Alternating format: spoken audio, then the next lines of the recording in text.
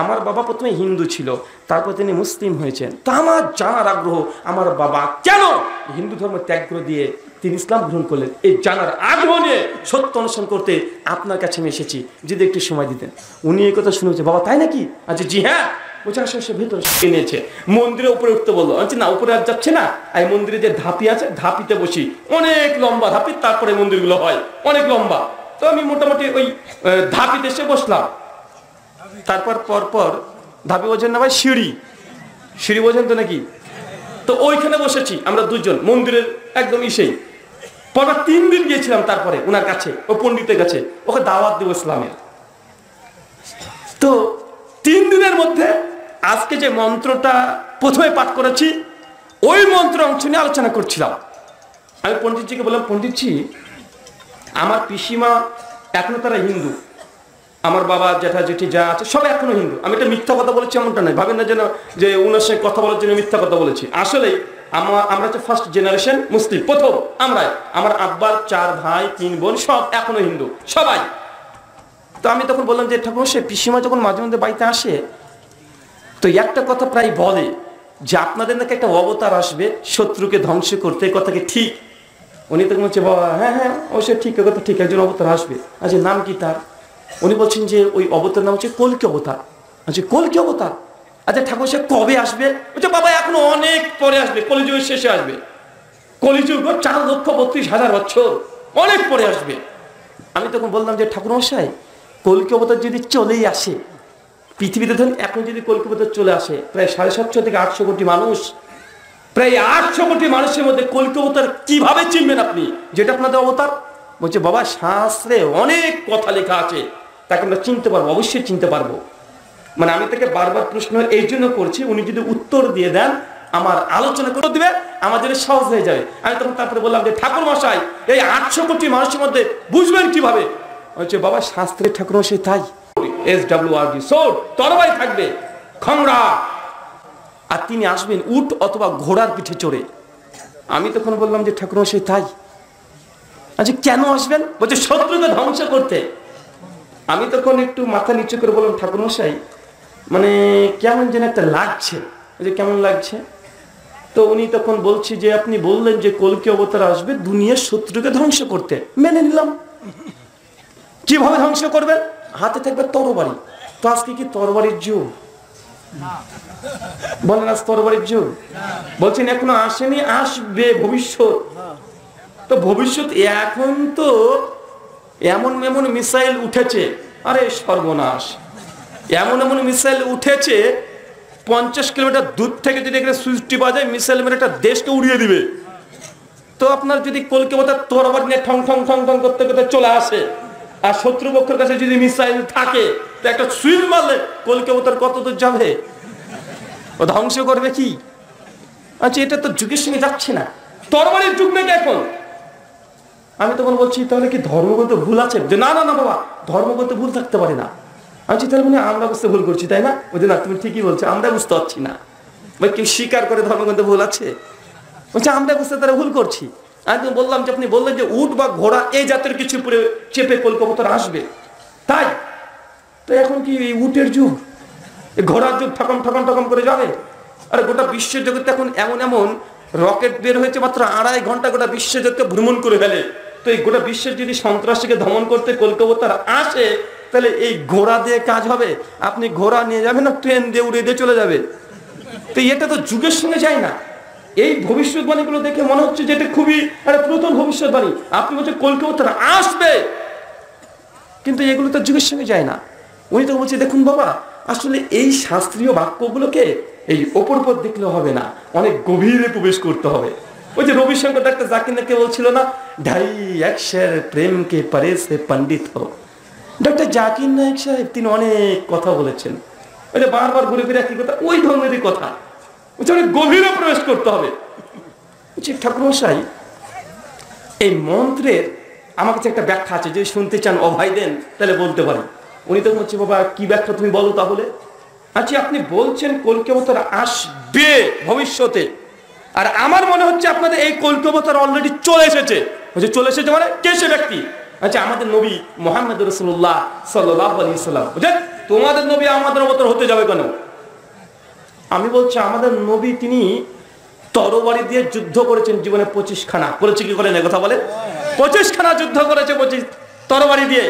আমাদের নবী উটের পিঠে চড়ে তিনি যুদ্ধে অংশগ্রহণ করেছেন, হিজরত করেছেন, মক্কা টু মদিনা সব জায়গায় গিয়েছেন। ওনাকে যখন এই কথা বললাম তখন বলছে যে বাবা আসলে তোমাদের নবী করেছে ঠিক আছে বুঝলাম, কিন্তু এই ভবিষ্যৎবাণী তো তার জন্য করা হয়নি। আমি তো বলছি দেখেন আপনার এই ধর্মীয় গ্রন্থকে যদি সত্য মেনে নিই তাহলে মানতে হবে যে এই ভবিষ্যৎবাণী আজ 1500 বছর পিছনে চলে যান তবে এই ভবিষ্যৎবাণী পূর্ণ হতে পারে, নচেত পারে না। ভাই এখন তরবারির যুগ আসবে, কি মনে করছেন তরবারির যুগের আসবে? আর এখন তো এআই চলে এসেছে, এআই চলে এসেছে না ভাই, এআই আর্টিফিশিয়াল ইন্টেলিজেন্স। আরে বাবা এর তো মানে বাকি আর কিছু নেই, মানে এই যখন চলে এসেছে মানুষের হাতে হাতে তখন বাকি আর কিছু নেই, মানে গোটা দুনিয়া মানে হাতের মুঠে সেকেন্ডের মধ্যে চলে আসে। ভাই চ্যাট জিপিটি আছে না ভাইজান, আগে ভাবতাম যে গুগল, আমি তো বলেছিলাম গুগল হচ্ছে আল্লামা গুগল হাফেজাহুল্লাহ, কিন্তু এখন চ্যাট জিপিটিকে কি টাইটেল দেবো রে ভাই, মানে গুগলের চাইতে ভয়ঙ্কর চ্যাট জিপিটি। গুগলে যদি কিছু সার্চ করেন বিভিন্ন লিঙ্ক শেয়ার করে, চ্যাট জিপিটি যা প্রশ্ন করবেন ডিরেক্ট ঠিক উত্তরটা বের করে দিয়ে দেয়, তাই না ভাইজান? মানে আবার কত বড় মুফতি কি বলবেন, মানে আল্লামা চ্যাট জিপিটি রহিমাহুল্লাহ না হাফেজাহুল্লাহ, মানে আল্লাহ যেন চ্যাট জিপিটি হেফাজত করে, ফিতনা থেকে যেন আমাদেরকে রক্ষা করে। তো এখন তো এই যে যুগ যা যুগ, এই যুগে কখনোই সম্ভব নয় যে তরবারি আবার ফিরে আসবে। এখন তো অত্যাধুনিক আধুনিক যন্ত্র চলছে। যেন এই কথা বললাম ঠাকুর মশাই তখন বলছে না বাবা এটা মানতে পারবো না যে আমাদের অবতার তোমাদের নবী হয়ে যাবে। আমি তখন বললাম যে ঠাকুর মশাই এই কল্কি অবতার নিয়ে বেশ কিছু আমার পড়াশোনা আছে, যদি জানতে চান বা অভয় দেন তো বলতে পারি। ওদের ঠিক আছে বলো। তো আমি দেখলাম যে লোকটা আসলে পণ্ডিত অমুসলিম হলেও সে আমার কথা শুনতে চাচ্ছে। আমি তখন বললাম শ্রীমদ্ ভাগবত গীতা অধ্যায় নম্বর 4 শ্লোক নম্বর 7 আর 8 দুটো মন্ত্র আছে। আমি মন্দিরে বসে আছি, মন্দিরে বসে আমি মন্ত্রটা পাঠ করছি। শ্লোক গীতা, গীতা বলছে यदा यदा हि धर्मस्य ग्लानिर्भवति भारत अभ्युत्थानं धर्मस्य तदात्मानं सृजाम्यहं परित्राणाय साधूनां विनाशाय दुष्कृतं धर्म संस्थापनार्थाय সম্ভাবমি युगे युगे। কৃষ্ণ বলছেন যখন ধর্মের মধ্যে অধর্ম নেমে আসবে, মানুষ পাপ অন্যায় অত্যাচারের মধ্যে নিমজ্জিত হয়ে যাবে, ওই সময় স্বয়ং স্রষ্টা একজন অবতার পাঠান। কেন? পরিত্রাণায় সাধুনাম, ভালো মানুষকে রক্ষা করতে, বিনাশায় দুষ্কৃতাম, খারাপকে ধ্বংস করতে, ধর্ম সংস্থাপনার্থায়, আর ধর্মকে প্রতিষ্ঠা করতে, সম্ভাবমি উগে উগে, ঈশ্বর প্রত্যেক যুগে একজন অবতার পাঠায়। তার মানে বোঝা গেল অবতার কেন আসে? ধর্মকে প্রতিষ্ঠা করতে, শিরক বিদআতকে উৎখাত করতে। এটা গীতার মধ্যেও স্পষ্ট লেখা আছে, শুধু আছে সংস্কৃতিতে যদি আমরা এটা অনুবাদ করি ইসলামিক টার্মস দিয়ে, অনুবাদ এটাই হবে যে শিরক বিদআতকে উচ্ছেদ করতে, ধর্মকে প্রতিষ্ঠা করতে আল্লাহ যুগে যুগে নবী রাসূলকে প্রেরণ করেন। আমি যখন এই মন্ত্র পাঠ করেছি আর মন্দিরে বসে আলোচনা করছি, পাশে দেখছি মন্দিরে অনেকগুলো গ্রামের মেয়েগুলো উঠে বসে আছে, অনেকগুলো মেয়ে, মানে সব কাকিমা, মানে বয়স্ক সব এসে বসে আছে। আমরা বসে আলোচনা করছি, ওর মন্দির ওই চারিদিকে গোল হয়ে ঘিরে আছে। আল্লাহি আল্লাহ কসম করে বলছি, মিথ্যা বলছি না। তো আমি যখন মন্ত্র পাঠ করছি আর তারা মন দিয়ে শুনছে, তো মহিলাগুলো পাশে এসে গল্প করে বলছে এ পণ্ডিতজির বাড়ি কোথায়, মানে মন্দিরের যিনি পুরোহিত তাকে জিজ্ঞেস করছে এই পণ্ডিতজির বাড়ি কোথায়। যখন এই কথা বলেছে তখন ওই পণ্ডিত মশাই তখন বলছে যে ইনি আসলে পণ্ডিত না, ইনি ঠাকুর নয়, ইনি একজন মুসলমান। উনার তখন অবাক, বলে কিরে মুসলমান মানে এরকম করে মন্ত্র পাঠ করছে, অনেক আলোচনা। আমি ঠাকুর মশাইকে বললাম যে ঠাকুর মশাই কল্কি পুরাণ 2য় অধ্যায় মন্ত্র 4 যে কল্কি অবতারে আসার কথা বলছে, মন্ত্র তো বলছে চতুর্ভি ভাতৃভীর এবং কালিস্বামী কালিকায়ম। এই কল্কি অবতারে 4 জন বন্ধু থাকবে, ভাতৃভীদ এবং 4 জন ভাই থাকবে, কালিস্বামী কালিকায়ম, যারা শত্রুকে ধ্বংস করতে সহযোগিতা করবে। আর যে 4 জন কার কথা বলছে? হযরত আবু বকর, ওমর, ওসমান, আলী, 4 খলিফার কথা বলছে। আপনার কল্কি পুরাণে এটাই লেখা আছে। উনি তখন বলছে বাবা এই 4 খলিফার নাম আমরা জানি, কেন ইতিহাস বই কমপক্ষে হলে পড়েছে। আমি তো বলছি যে কল্কি অবতারের বাবার নাম, মায়ের নাম, তার জন্মস্থান তিনটেই শাস্ত্রের মধ্যে মজুদ আছে। ভাগবত পুরাণ অধ্যায় 12 শ্লোক 18 থেকে 20 পর বলা হয়েছে, সম্বালা বিষ্ণু যশস্য গৃহ পদুর্ভাব মহাম সুমাতান মাতার বিভকন্যা দায়িনী তার নির্দেশাত। কল্কি অবতার জন্মগ্রহণ করবেন শাম্বালা শহরে, বিষ্ণু যশস্ব গৃহ, বিষ্ণু যশার গৃহে, সুমাতাং মাতারি, তার মায়ের নাম সুমতি। কয়টা জিনিস পেয়েছি বলেন তো? বাবার নাম, মায়ের নাম, জন্মস্থান। আমি তখন ঠাকুরজিকে বললাম যেখানে বলছে শাম্বালা শহরে, তো শাম্বালা শহর কোনটা? শাম্বালা মানে কি? শাম্বালা সংস্কৃত শব্দ, বাংলা মানে করলে কি হবে? শান্তিতে পরিপূর্ণ একটা জায়গা বা স্থান। আরবি করেন দারুল আমান, সূরা 3 আয়াত নম্বর 4 এবং 5 আল্লাহ বলছেন ওয়াহাজাল বালাদিল আমিন, শান্তি নগরীর কসম, মক্কা হচ্ছে শান্তিতে পরিপূর্ণ জায়গা। সংস্কৃত করেন শাম্বালা।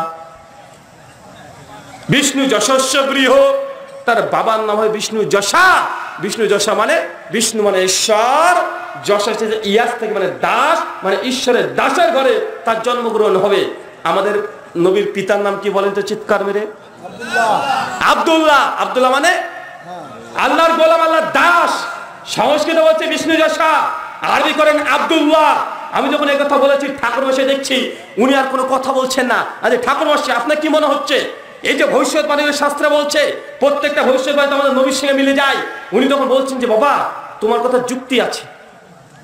উনি এখন ঈশ্বর করছেন, অস্বীকার করছেন না, তোমার কথা যুক্তি আছে। এই শাস্ত্র গভীরভাবে আমাদেরকে দেখতে হবে।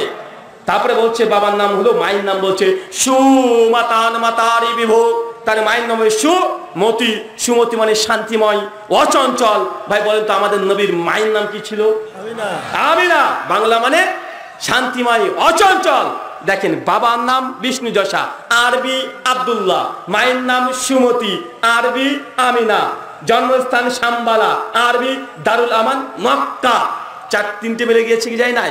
আমি যখন এই সমস্ত গুলোর দীর্ঘ আলোচনা যখন প্রায় শেষ লগ্নে, উনি তখন বলছে বাবা ধরে নিলাম যে তোমাদের নবীর ব্যাপারেই বলছে, তো এত আরবি সংস্কৃত বাংলা না করে তোমার নবীর নামটা যদি ডাইরেক্ট আমাদের শাস্ত্রে থাকতো তাহলে তো আমরা হিন্দু সনাতনের সবাই তোমাদের নবীকে অবতার হিসেবে মেনে নিতাম। আমি তখন বললাম যে ঠাকুরমশাই আপনার কাছে কোনো শাস্ত্র আছে মন্দিরে? বলছে যে আছে, ভাগবত পুরাণটা আছে। আচ্ছা যান নিয়ে আসেন। উনি মন্দির থেকে ভাগবত পুরাণটা নিয়ে আসলেন। দেখছি যে ভাগবত পুরাণ এত মোটা, গীতা প্রেসের সম্ভবত ছাপানো ছিল, তো কমপক্ষে আমার মনে হলো 1950-এর পরে ছাপানো, একদম হালকা ওয়েট। বইটার দাম মনে প্রিন্ট আমি ভালো করে লক্ষ্য করে দেখলাম যে 2 টাকা কি 1.5 টাকা এরকম দাম, মানে 50 বছর আগেকার। 2000 যদি 12-13 হয় প্রায় 60 বছর আগেকার। আমি তখন বললাম যে ঠাকুরমশাই এই ভাগবত পুরাণের 2য় অধ্যায় মন্ত্র সংখ্যা 76, যেটা গীতা প্রেস আছে, পদ্ম পুরাণ থেকে শ্লোকটাকে নেওয়া হয়েছে, ওটা একটু দেখেন তো কি লেখা আছে। 2য় অধ্যায় মন্ত্র 76। উনি তখন সঙ্গে সঙ্গে নিয়ে ভাগবত পুরাণটাকে এইভাবে তিনি খুলছেন, 2য় অধ্যায় মন্ত্র 76, 2য় অধ্যায় মন্ত্র 76 খুলে তিনি ধরে আছেন। আমি তখন একটু পরে বলছি ঠাকুরমশাই পেয়েছেন মন্ত্রটা? উনি কোনো কথা বলেন না। আবার একটুবার বলি যে ঠাকুরমশাই মন্ত্র পেয়েছেন? উনি কিছু বলছেন না। আবার বলেন ঠাকুরমশাই যদি না পান আমাকে দেন, আমি বের করে দিচ্ছি। উনি তখন বলছেন যে রুহুল ভাই এই মন্ত্রটি এখানে ছিল, আমি এতদিন ধরে দেখতে পেলাম না। বলছে 2য় অধ্যায় মন্ত্রের সঙ্গে 76, পৃষ্ঠা নম্বর 13, লাইন নাম্বার 21 থেকে 26 ডান দিকে আছে। আমার চোখে ভাসছে এখন, একদম ডান দিকে আছে। ভাগবত পুরাণে 18,000 শ্লোক, 12টা স্কন্ধ, 18,000 শ্লোকের মধ্যে 2য় অধ্যায় 76 শ্লোক, মানে প্রথমে না 13 পৃষ্ঠা, 2000 পৃষ্ঠার বই 13 পৃষ্ঠাতে কথাটা লেখা আছে। উনি বলছেন যে রুহুল ভাই এই মন্ত্রটা এখানে ছিল, আমি দেখতে পেলাম না এতদিন। মন্ত্র কি বলছে জানেন? অবাক হয়ে যাবেন। মন্ত্র বলছে অজ্ঞান হে তাকিয়েত মুহাম্মদ, মুহাম্মদ অন্ধকারিণী নাশিনী। পরিষ্কার আল্লাহ নবীর নাম। হেতা দায়াতে বিবেক, ও লোগো মোহাম্মদ নাম এক আদমি ধরতি পার পধারেগা। মোহাম্মদ নামের একজন ব্যক্তি অচিরে দুনিয়াতে আসছে, অন্ধকারিণী নাশিনী। এই ব্যক্তি অন্ধকারকে দূর করতে আসবে। কোন অন্ধকার? রাতের অন্ধকার না, অন্ধকার জাহেলিয়াতকে ধ্বংস করে নূর নিয়ে একজন ব্যক্তি আসছে। হেতা দায়াতে, মানুষকে হেদায়েতের পথ দেখাতে আসছে মুহাম্মদ। তার নাম মুহাম্মদ, স্পষ্ট মজুদ আছে, স্পষ্ট মজুদ আছে।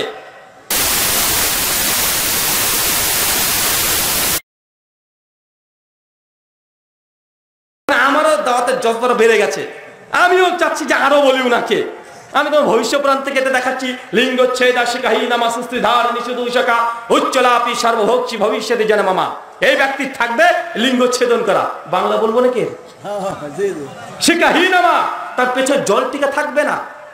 বৈষ্ণব ঠাকুরা দেয় না জল টিকা পেছনে, উচ্চলাপি উচ্চ স্বরে আহ্বান করবে আল্লাহু আকবার আল্লাহ, আজান সার্বভৌক্ষী সমস্ত কিছু খাবে, শুকরের মাংস খাবে না। পঞ্চগর্ভ সমান্বিতাহা, সে যখন পবিত্রতা অর্জন করবে পঞ্চগব্য দিয়ে, পঞ্চগর্ভ মানে আসলে গরু 5টা উপাদানকে তারা বোঝায়, মানে এক কথায় পবিত্র জিনিস দিয়ে সে পবিত্রতা অর্জন করবে। ওজুর কথা বলছে মুহাম্মদ ইতি খ্যাতা, সে ব্যক্তি মোহাম্মদ নামে গোটা বিশ্বে তার পরিচয় লাভ করবে। মরুস্থলা নিবাসী নাম, সে ব্যক্তি মরুভূমি থাকবে থেকে আসবে। এত স্মৃন্তারে আচার নিয়ে সমান্বিতাহা, ওই ব্যক্তি আসবে ভারতের বাইরে থেকে, ফরেনার ম্লেচ্ছা ভারতের বাইরে যায় থাকে তাদেরকে বলছে এত স্মৃন্তারে ম্লেচ্ছা আচার্য, আচার্য মানে শিক্ষক রূপে তিনি আসবেন। মহাসাম শিক্ষক না, কমপক্ষে 100 খানা ভবিষ্যৎবাণী সনাতন শাস্ত্রে মজুদ আছে, জল জল করছে। আমি যখন সবগুলো দেখালাম, উনি মানে আমি বুঝতে পারছি যে উনার হৃদয় পরিষ্কার, সত্য গ্রহণ করে নিয়েছে। আমি সেদিন কিছু না বলে আমি চলে এসেছি, আসরের ওয়াক্ত চলে আসলো, আমি তোকে সঙ্গে সঙ্গে বললাম যে আজান পড়ছে আমি চলে যাই, আমি সঙ্গে সঙ্গে চলে আসলাম। ঠিক 3 দিন কি 7 দিন এরকম কিছু হবে।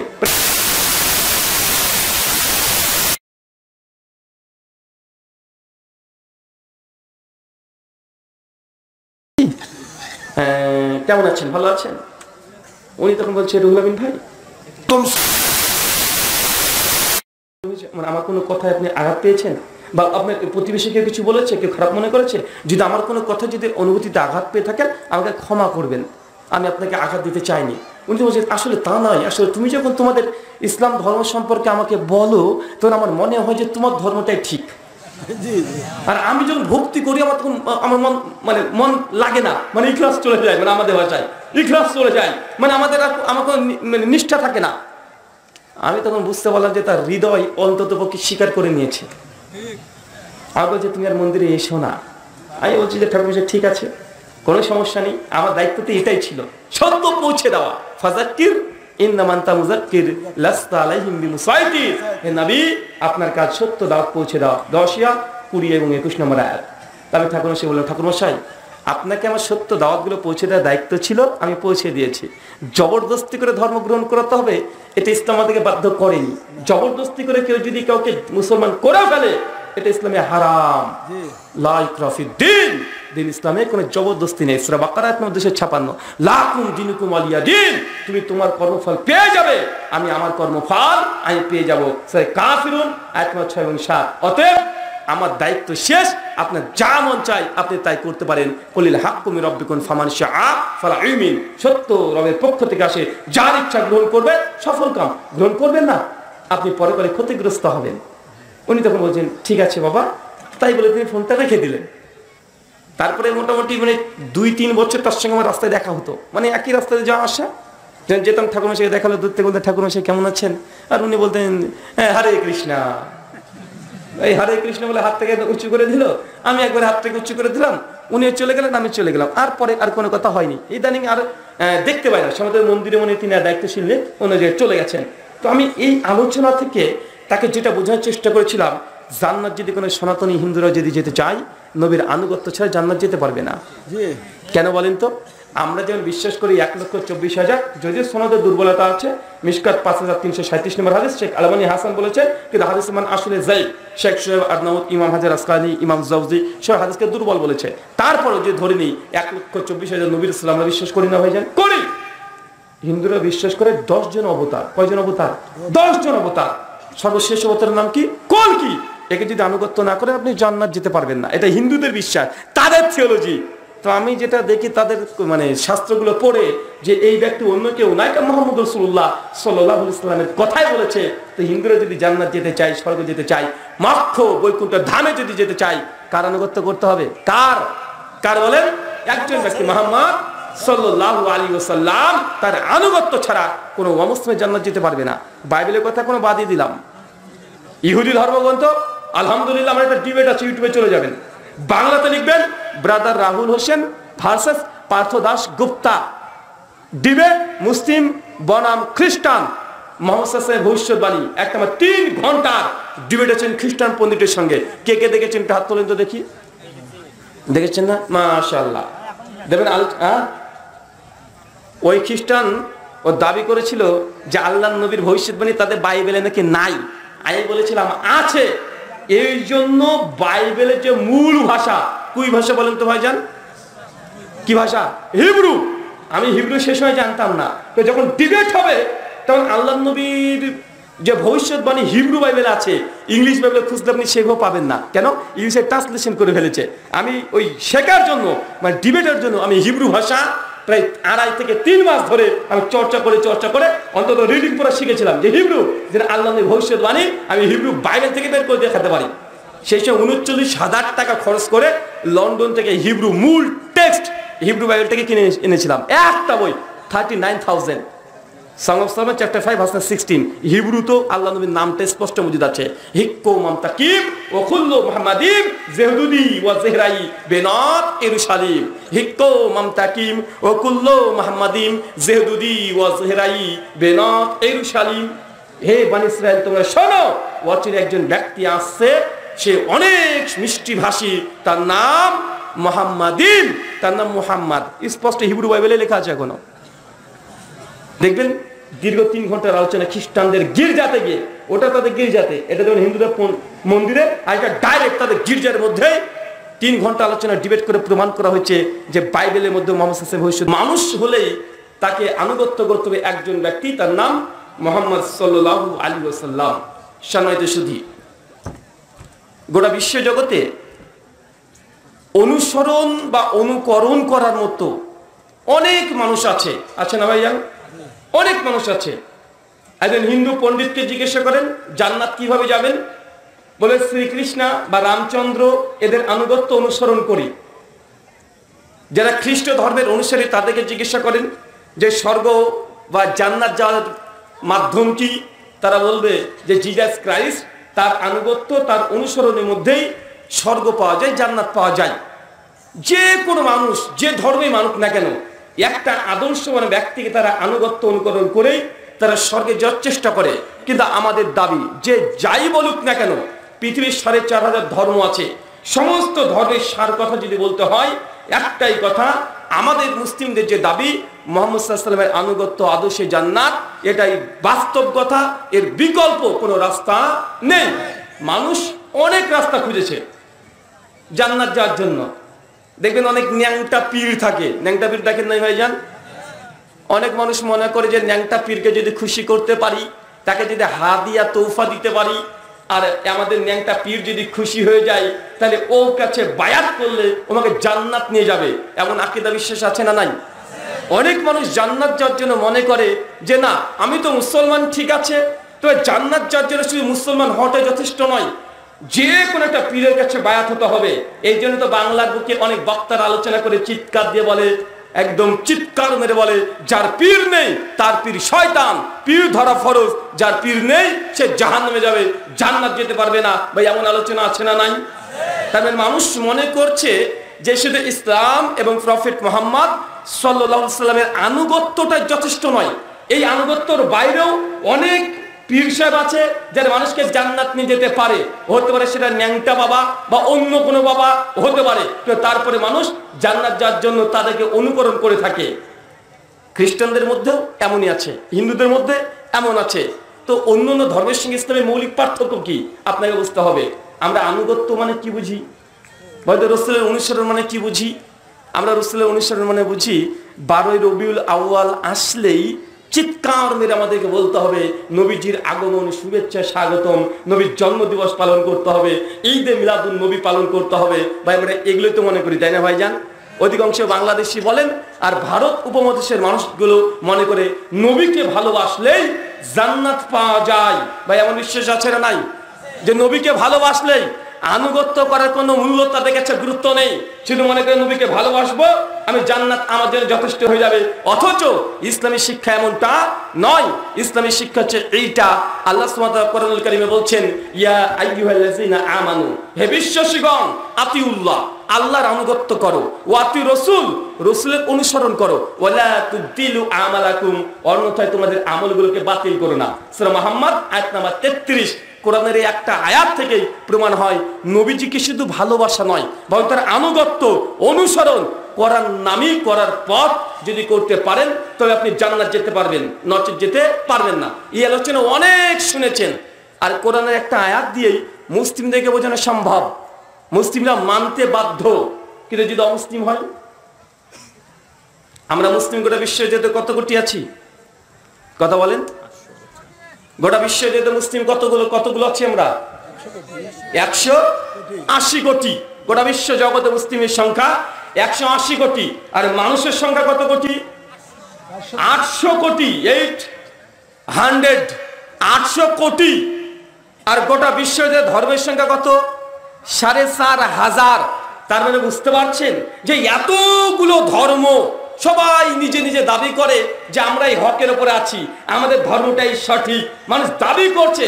আর কোরআন আল্লাহ কথা নকল করে দিয়েছেন। সূরা বাকারা সূরা নম্বর 2 আয়াত নম্বর 11 আল্লাহ ইহুদিদের দাবি, তাদের আকীদা আল্লাহ কোরআনে মাজিদে শেয়ার করছেন। বলছেন, ক্বালু, ইহুদি এবং খ্রিস্টান তারা বলে থাকে, লা ইয়াদখুলুল জান্নাতা ইল্লা মান কানা ইয়াহুদান ওয়া নাসারা।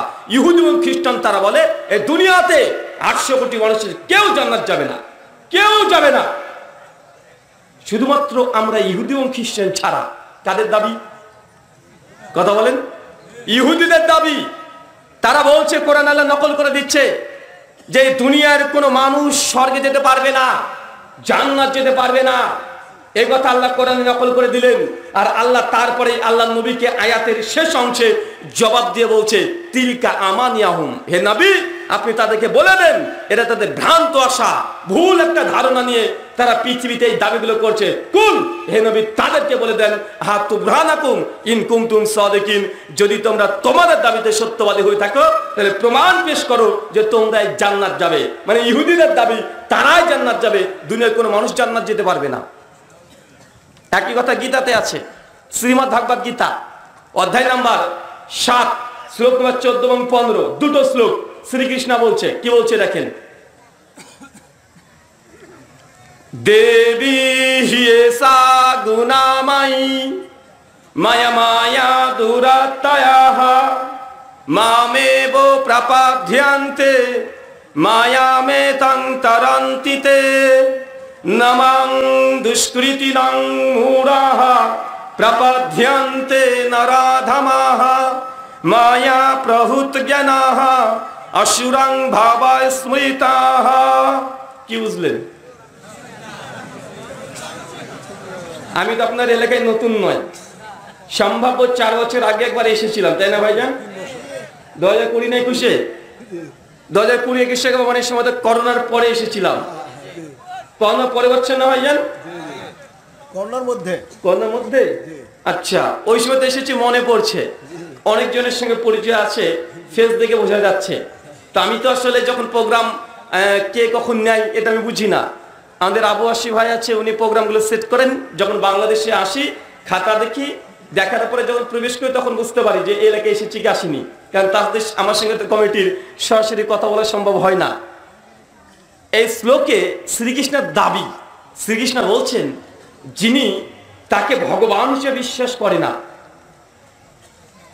যিনি শ্রীকৃষ্ণকে ভগবান হিসেবে বিশ্বাস করে না, শ্রীকৃষ্ণ দাবি করে বলছে আসুরাং ভাবা স্মৃতাঃ, এরা হচ্ছে অসুর স্বভাবের।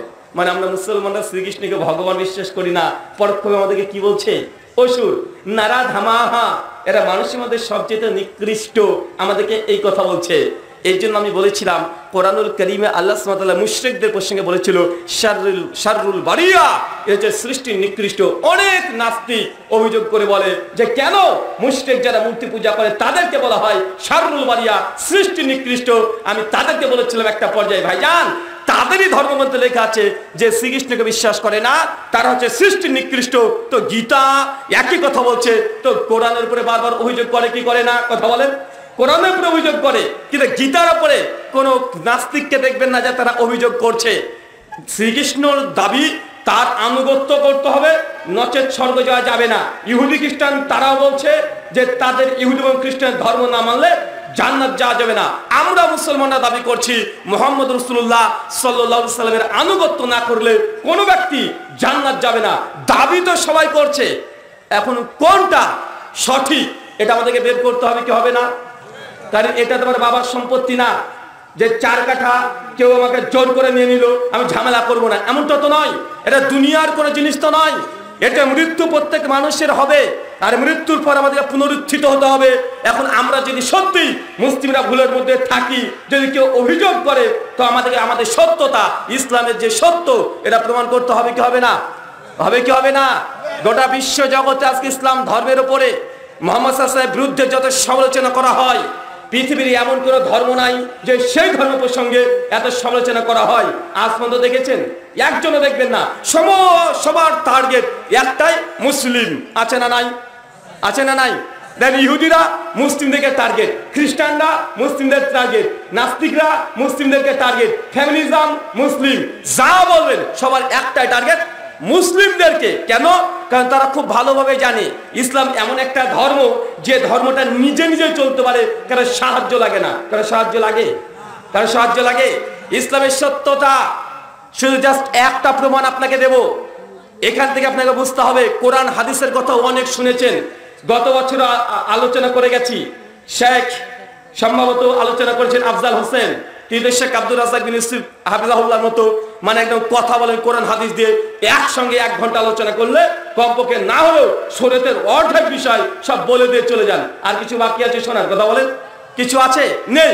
কিন্তু আপনাকে এটা মনে করতে হবে যে নবীকে আমি কেন আনুগত্য করব, যাকে চোখে দেখিনি আমি কখনো, যার সঙ্গে আমার দূরত্ব 1400 বছর, আমি দেখিনি, আমার বাপও দেখে নাই, যার কণ্ঠস্বর আমি নিজে শুনি নাই, যার থেকে খাতা কলম বই কাগজপত্র পড়েছি আমি, এই ব্যক্তিকে কেন নবী মানবো? যদি কোনো অমুসলিম আপনাকে প্রশ্ন করে, প্রশ্ন করতে পারে কি পারে না? আর যাকে আমি চোখে দেখিনি, আমার বাবা দেখেনি, যার কণ্ঠস্বর আমি শুনি নাই, যার বাড়ির দূরত্ব থেকে আমার বাড়ির দূরত্ব প্রায় 4000 কিলোমিটার, ওই মরুভূমিতে যেতে গেলে কমপক্ষে বিমানে 10-12 ঘন্টা লেগে যায়, তো তাকে আমি আনুগত্য করছি, অনুসরণ করছি জান্নাতের জন্য। মৃত্যুর পর আমি বিশ্বাস করছি সে আমাকে শাফাত করবে, জান্নাত যার জন্য আমি হুবহু তাকে নকল করছি। কেন দাঁড়িয়ে রেখেছি? আল্লাহ কোরআনে বলেছে? বলেনি। নবী রেখেছে তাই রাখছি। কেন আমরা এই পোশাক পরছি? নবী পরতে বলেছে, তিনি পছন্দ করতেন, এই জন্য আমি এই পোশাক ধারণ করেছি। কেন আমরা এই দুনিয়ার স্রোতে আমরা গা ভাসাচ্ছি না?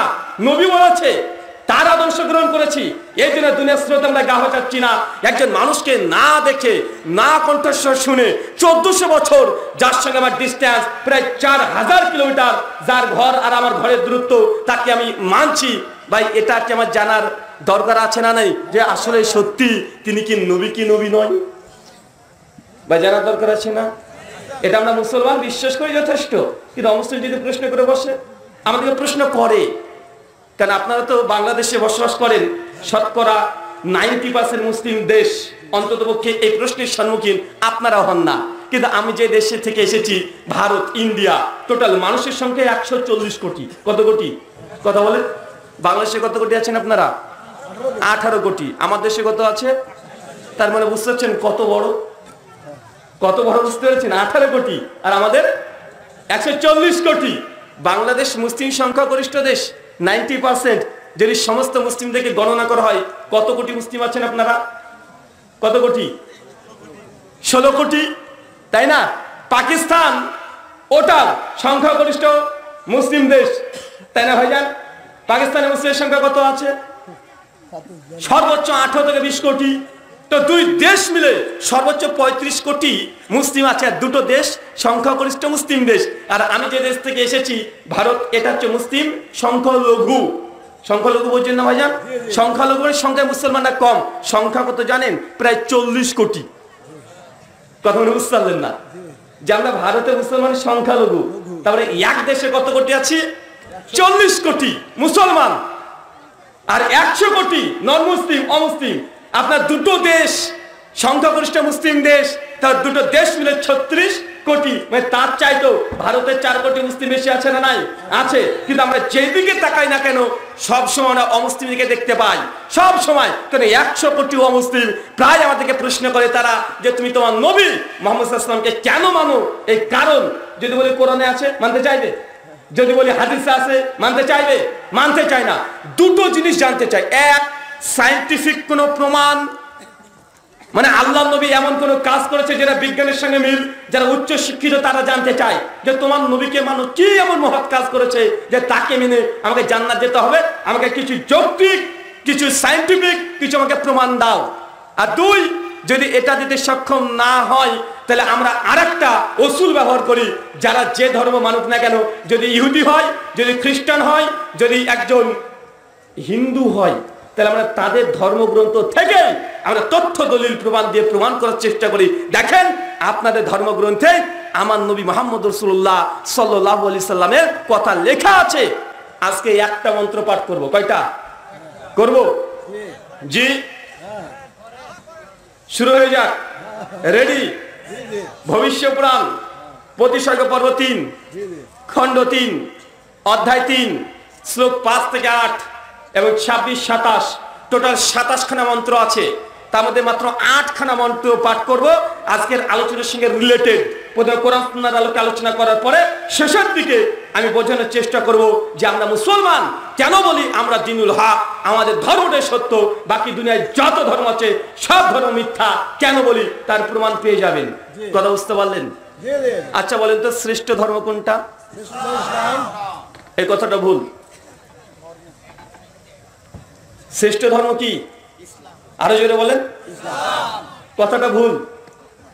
ইসলাম শ্রেষ্ঠ ধর্ম বললে ইসলামকে কিছু কমতি পাওয়া যায়। ইসলাম হচ্ছে একমাত্র ধর্ম, শ্রেষ্ঠ ধর্ম না।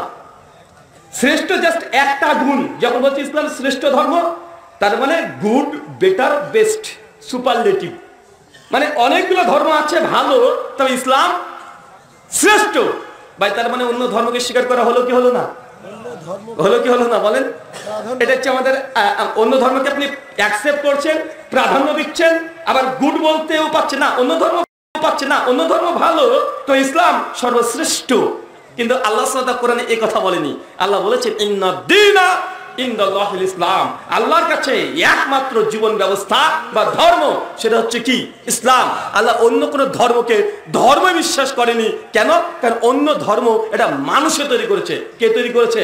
মানুষে। উদাহরণ, বৌদ্ধ ধর্ম কে তৈরি করেছে? গৌতম বুদ্ধ। গৌতম বুদ্ধ দুনিয়াতে কবে এসেছিল? আজ থেকে 2500 বছর আগে। তার মানে বোঝা গেল 2500 বছর আগে, তার পূর্বে পৃথিবীতে বৌদ্ধ বলে কোনো ধর্ম ছিল না। ছিল? কথা বলেন। তার আগে কি মানুষ ছিল না? তাই তারা জান্নাত যাবে কিভাবে? কথা বলেন। তারা স্বর্গে যাবে কিভাবে? যদি কোনো বৌদ্ধ যদি বলে যে আমাদের ধর্মটা শ্রেষ্ঠ ধর্ম, আমাদের ধর্মটা ঠিক, আমাদের ধর্ম পালন না করলে কেউ স্বর্গে যেতে পারে না, তো প্রশ্ন চলে আসবে তোমার তো ধর্ম এসেছে মাত্র 2500 বছর আগে। তো 2500 বছর আগেও মানুষ তো ছিল, তখন তো গৌতম বুদ্ধের জন্মই গ্রহণ করেনি, তাহলে তারা স্বর্গে যাবে কিভাবে? প্রশ্ন আসে কি আসে না? আসে কি আসে না? যদি দুনিয়ার কোনো খ্রিস্টান বলে যে আমাদের ধর্মটা হচ্ছে সত্য ধর্ম, বাকি সব ধর্ম মিথ্যা, আমাদের ধর্মটাই একমাত্র জান্নাত, সালভেশন, নাজাতের পথ, বাকি অন্য কোনো ধর্ম নাজাত দিতে পারে না, মুসলমানরা গর্ব করে প্রশ্ন করে বলবে ভাই তোমার ধর্ম যদি সত্য হয়, একমাত্র জান্নাতের রাস্তা হয়, তো তোমার ধর্ম কে নিয়ে এসেছে? বলবে যিশু খ্রিস্ট। কত বছর আগে এসেছে? 2000 বছর আগে, মানে 2024 বছর আগে। এটা 2024 ইংরেজিতে লিখছি না কেন? মানে যিশু যখন জন্মগ্রহণ করেছে তারপর থেকে এই খ্রিস্টাব্দ সংখ্যাকে গণনা শুরু করা হয়েছে।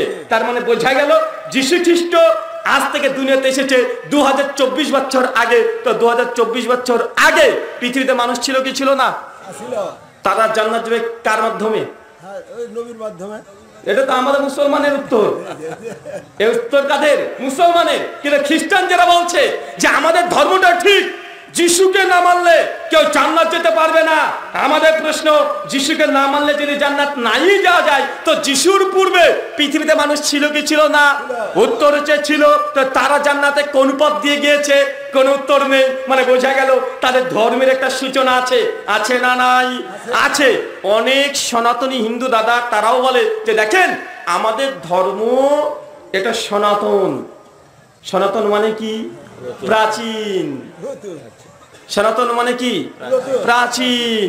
তো ভাই প্রাচীন ধর্ম আর প্রথম ধর্ম মধ্যে পার্থক্য আছে না নাই? একটা পুরাতন ধর্ম বললাম, লেখা আছে নিউ জনতা হোটেল, আর একটা আছে জনতা হোটেল। মানে আগে জনতা হোটেল ছিল, তারপর একটা নিউ জনতা হোটেল। তো মানুষ বলে পুরাতন জনতা হোটেলে চলে আয়। তার মানে ওই পুরাতন জনতা হোটেল মানে এটা প্রথম নয়, তার আগে অনেক হোটেল থাকতে পারে কি পারে না? তো সনাতন দিয়ে যখন বলছে তার মানে এটা প্রাচীন ধর্ম। ধরে নিলাম সনাতন ধর্ম, হিন্দু ধর্ম প্রাচীন ধর্ম, কিন্তু প্রথম ধর্ম নয়। প্রথম ধর্ম কথা বলেন, প্রথম ধর্ম নয়। এই জন্য আমি বলেছিলাম শ্রীকৃষ্ণ তিনিও গীতার মধ্যে বলে দিয়েছেন যে কোনো ধর্ম যদি সত্যি জান্নাতের রাস্তা হতে হয়, মূল একটা পয়েন্ট মনে রাখতে হবে, এটা গোটা বিশ্বব্যাপী হতে হবে। কোন স্থান কেন্দ্রিক, কোন দেশ কেন্দ্রিক কোন ধর্ম হতে পারে না। বা ইসলাম কি দেশ কেন্দ্রিক? কোরআন কি শুধুমাত্র আরবদের জন্য এসেছিল? আল্লাহ হচ্ছে হুদাল্লিন নাস, সমগ্র মানুষ জাতির জন্য এসেছে।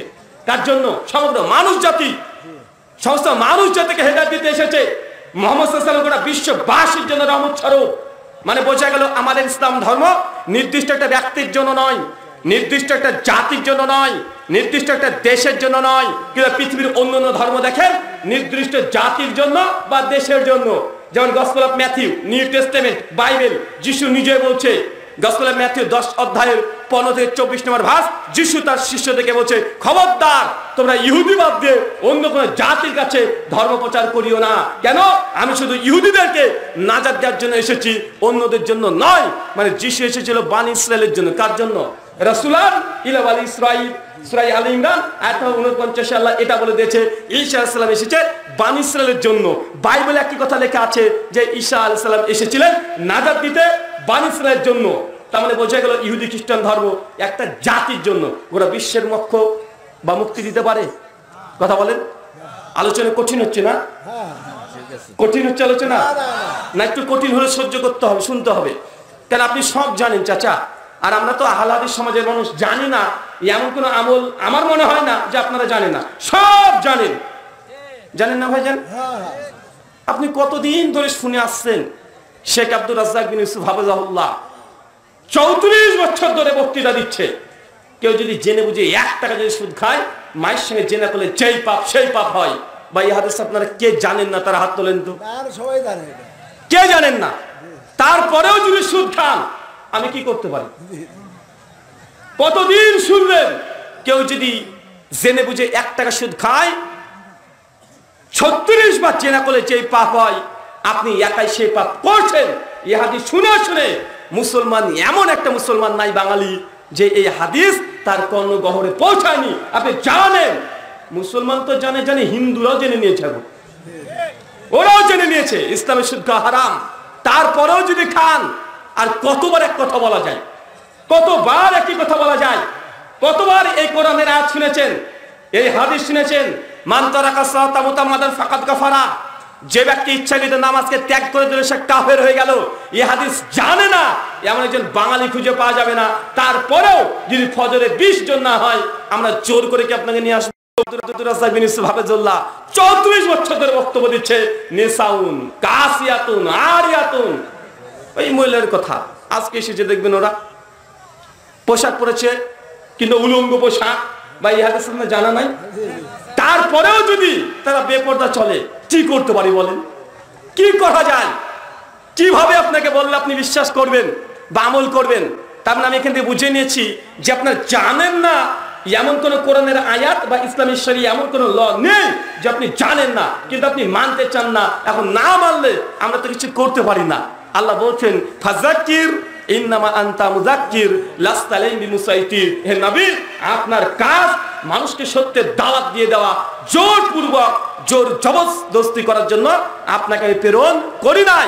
সূরা গাশিয়া সূরা নম্বর 88 আয়াত নম্বর 20 এবং 21 আপনার জানা আছে, মানবেন না? কুলিল হাক্কু মির রাব্বিকুম ফামান শাআ, হে নবী বলে দেন সত্যগুলো হচ্ছে আল্লাহর পক্ষ থেকে, যার ইচ্ছা গ্রহণ করবে সফল কাম, যে কুফরি করবে পরিত্যাগ করবে সে জাহান্নাম। এখন আপনি যা ইচ্ছা তাই করতে পারেন। যদি জান্নাত যেতে চান আমল করতে হবে, কারণ জানা নেই এমনটা নয়, জানেন। আর যদি বলেন যে না জাহান্নামে যাব, আমল করার দরকার নেই, রাস্তাতে উলঙ্গ অবস্থায় ঘুরে বেড়ান, নামাজ পড়ার দরকার নেই, রোজা করার দরকার নেই, কানে হেডফোন লাগিয়ে গান শুনতে শুনতে চলে যান।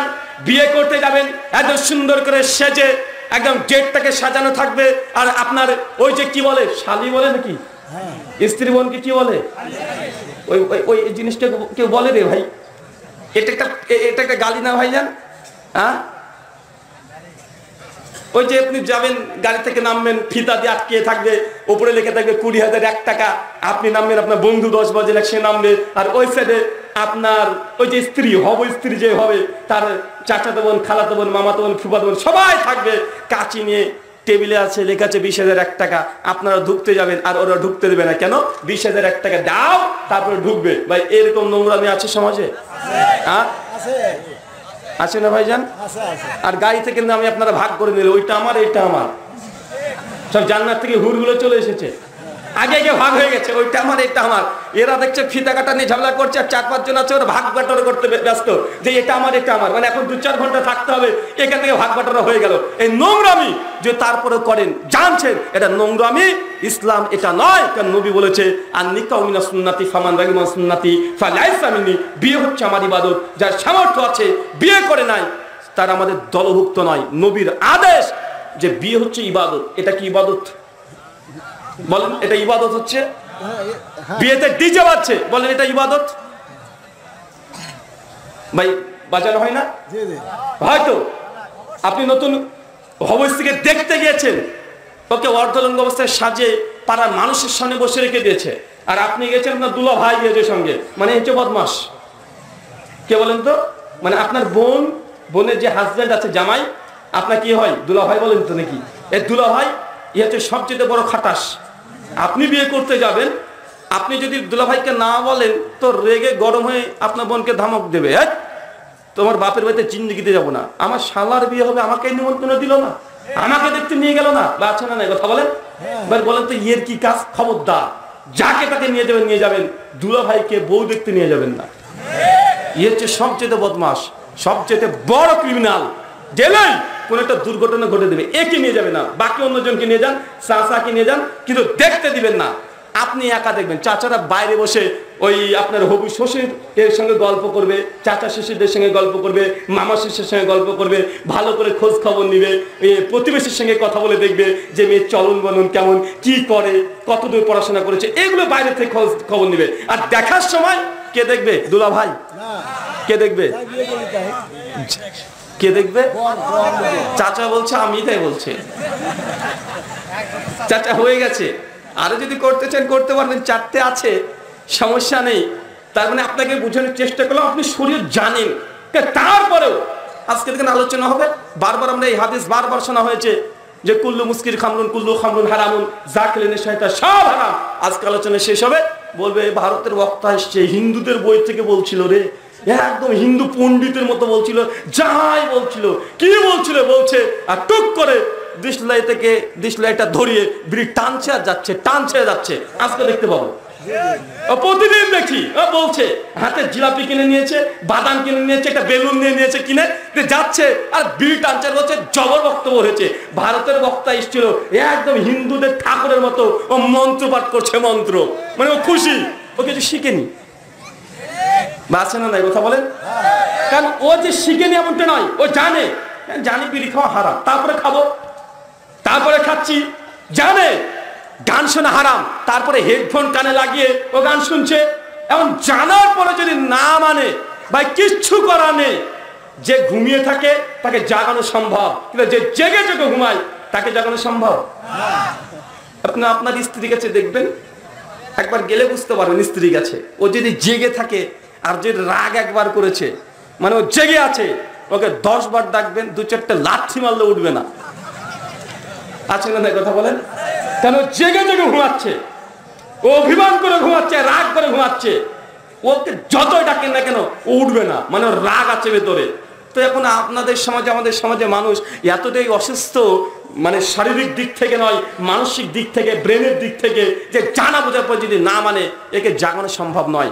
একটাই সম্ভব, মরার পরে বুঝতে পারবে। এছাড়া আমাদের কিছু বলার আর কোনো রাস্তা নেই। চলেন ওই মন্ত্র ভবিষ্যপ্রাণ প্রতিষ্ঠা পর্ব 3 খণ্ড 3 অধ্যায় 3 শ্লোক 5 থেকে 8 এবং 26-27 মন্ত্র বলছে, এত স্মৃন্তরে মিলেচ্ছাচার নিয়াসমান্বিতাঃ মহামাদৈতি খ্যাত শিষ্য শাকাসমান্বিতাঃ রূপশ্চৈব মহাদেবং মরুস্থল নিবাসিনাম গঙ্গা জলস্য পঞ্চগার্ভ সমান্বিতাঃ চন্দন দিবার ভজ্জতুষ্ট মনুষ্যহরাম নমস্তে গিরিজন্নাথ প্রভু নিবাসিনে ত্রিপ্রাসুর নশায় বহুময় প্রবর্তনে লিঙ্গোচ্ছেদ শিখাই নমস্তে শ্রীধারিণী সুদূষকা উচ্চলাপি সর্বভোক্ষী ভবিষ্যতি জনমমা। কিছু বুঝেছেন? মন্ত্র যে 26 খানা পড়েছি, 8 খানা, 26 খানা পড়তে গেলে 20 মিনিটের উপরে সময় লেগে যাবে। এই 8টা মন্ত্রর আমি মনে করি আপনি বেশিরভাগ অংশে বুঝেননি। এই 8টা অংশ, 8টা মন্ত্রের ব্যাখ্যা এই আলোচনার শেষে দিয়ে প্রমাণ করার চেষ্টা করব। যদি কেউ স্বর্গ যেতে চায়, কোন হিন্দু সনাতনী, তাকেও মুহাম্মদ সাল্লাল্লাহু আলাইহি ওয়াসাল্লামকে মানতে হবে, বিকল্প কোনো রাস্তা নেই। চলেন, কোরআন হাদিস থেকে অনেক হাদিস শুনেছেন নবীকে মানার ব্যাপারে। আল্লাহ নবী আদবুল মুফরাদ লিল বুখারী হাদিস নম্বর 678, হঠাৎ বসে আছেন, সাহাবীরা বসে আছেন, আল্লাহ বলছেন হঠাৎই লা জালাসা, খবরদার কেউ বসবে না, তরি রাস্তায় কেউ বসবে না। সাহাবীরা অবাক, ইয়া রাসূলুল্লাহ বলেন কি, রাস্তায় বসবো না মানে? আরে রাস্তায় তো আমাদেরকে বসতেই হয়। নবী, রাস্তায় যদি না বসি খুব কঠিন হয়ে যাবে। রাস্তায় লেনদেন, আদান প্রদান, ব্যবসা বাণিজ্য সব রাস্তায়। আল্লাহ নবী যখন এই কথা বলছেন, আল্লাহ নবী তখন বলছেন যদি রাস্তায় বসতেই হয় রাস্তার হক আদায় করো। কি আদায় করো বলেন তো? রাস্তার হক। সবের আবার অবাক, রাস্তার হক। আমরা তো হুজুরদের কাছে কত আলোচনা শুনেছি, স্বামীর প্রতি স্ত্রীর হক, স্ত্রীর প্রতি স্বামীর হক, মায়ের প্রতি ছেলের হক, ছেলের প্রতি মায়ের হক, আপনার প্রতি প্রতিবেশীর হক, এগুলো শুনেছেন। কিন্তু রাস্তার জড় পদার্থ, ইট ঢেল পাথর, এগুলো দিয়ে তৈরি, এর আবার হক কি? নবী বলছেন রাস্তায় বসো না, বসতে যদি চাও রাস্তার হক আদায় করো। সহিহ বুখারী, মুসলিম, আবু দাউদ, তিরমিজি বিভিন্ন হাদিস থেকে কমপক্ষে রাস্তার 22 খানা হক পাওয়া যায়। মানে বিভিন্ন হাদিসের অংশ মনে করে 22 থেকে 23 খানা রাস্তার হক পাওয়া যায়। তার মধ্যে একটা হক আল্লাহ নবী বলছেন রাস্তায় বসো না, বসতে যদি চাও রাস্তার হক আদায় করো। রাস্তার হক, রাস্তাতে ক্ষতিকর কোনো পদার্থ যদি পড়ে থাকে ওটা সরিয়ে ফেলতে হবে। বা ইমানের 70 খানা রুকুন আছে, শাখা আছে, সবচেয়ে নিচু শাখা কি? কথা বলেন। রাস্তাকে কষ্ট দেয় কোনো বস্তু থাকলে সরিয়ে ফেলতে হবে। মানে এলাকার গ্রামের যে রাস্তা আছে এই রাস্তাকে সংশোধন করতে হবে। রাস্তাতে উঁচু নিচু থাকা যাবে না, রাস্তাতে গর্ত যদি থাকে রাখা যাবে না ওইভাবে গর্ত। রাস্তাকে পরিষ্কার পরিচ্ছন্ন রাখতে হবে, এটা রাস্তার হক। যদি আদায় না করেন এই রাস্তাতে চলাচল আপনার জন্য জায়েজ নয়। কিয়ামতের মাঠে এই রাস্তায় আপনার বিরুদ্ধে নালিশ করবে যে আল্লাহ এই গ্রামবাসী আমার হক রক্ষা করে নাই। বা আপনাদের রাস্তা উঁচু নিচু আসে না নাই? কবে আপনাদের সরকার তখন নাই হোক, কবে ঠিক করবে? মুসলমান ওই অপেক্ষায় বসে থাকবে না। এলাকার যুবক তরুণ যারা আছে 24 ঘন্টার মধ্যে আজকের আলোচনা শেষ করে গ্রামের মধ্যে কালকে ঘোরাঘুরি করতে হবে। কালকে 100, 200, 500, 1000 টাকা করে চাঁদা তুলে রাস্তাকে আগে পরিষ্কার পরিচ্ছন্ন করে সমতল করে দিতে হবে। এটা রাস্তার হক। যদি আদায় না করেন আপনার রাস্তায় চলাচল জায়েজ নয়, হারাম। মানে রাস্তাতে কোনো ক্ষতিকর কোনো পদার্থ রাখা যাবে না। এখন রাস্তা বন্ধ করা কিভাবে জায়েজ হতে পারে? ধর্মঘাট আছে না সমাজে, আছে না নাই?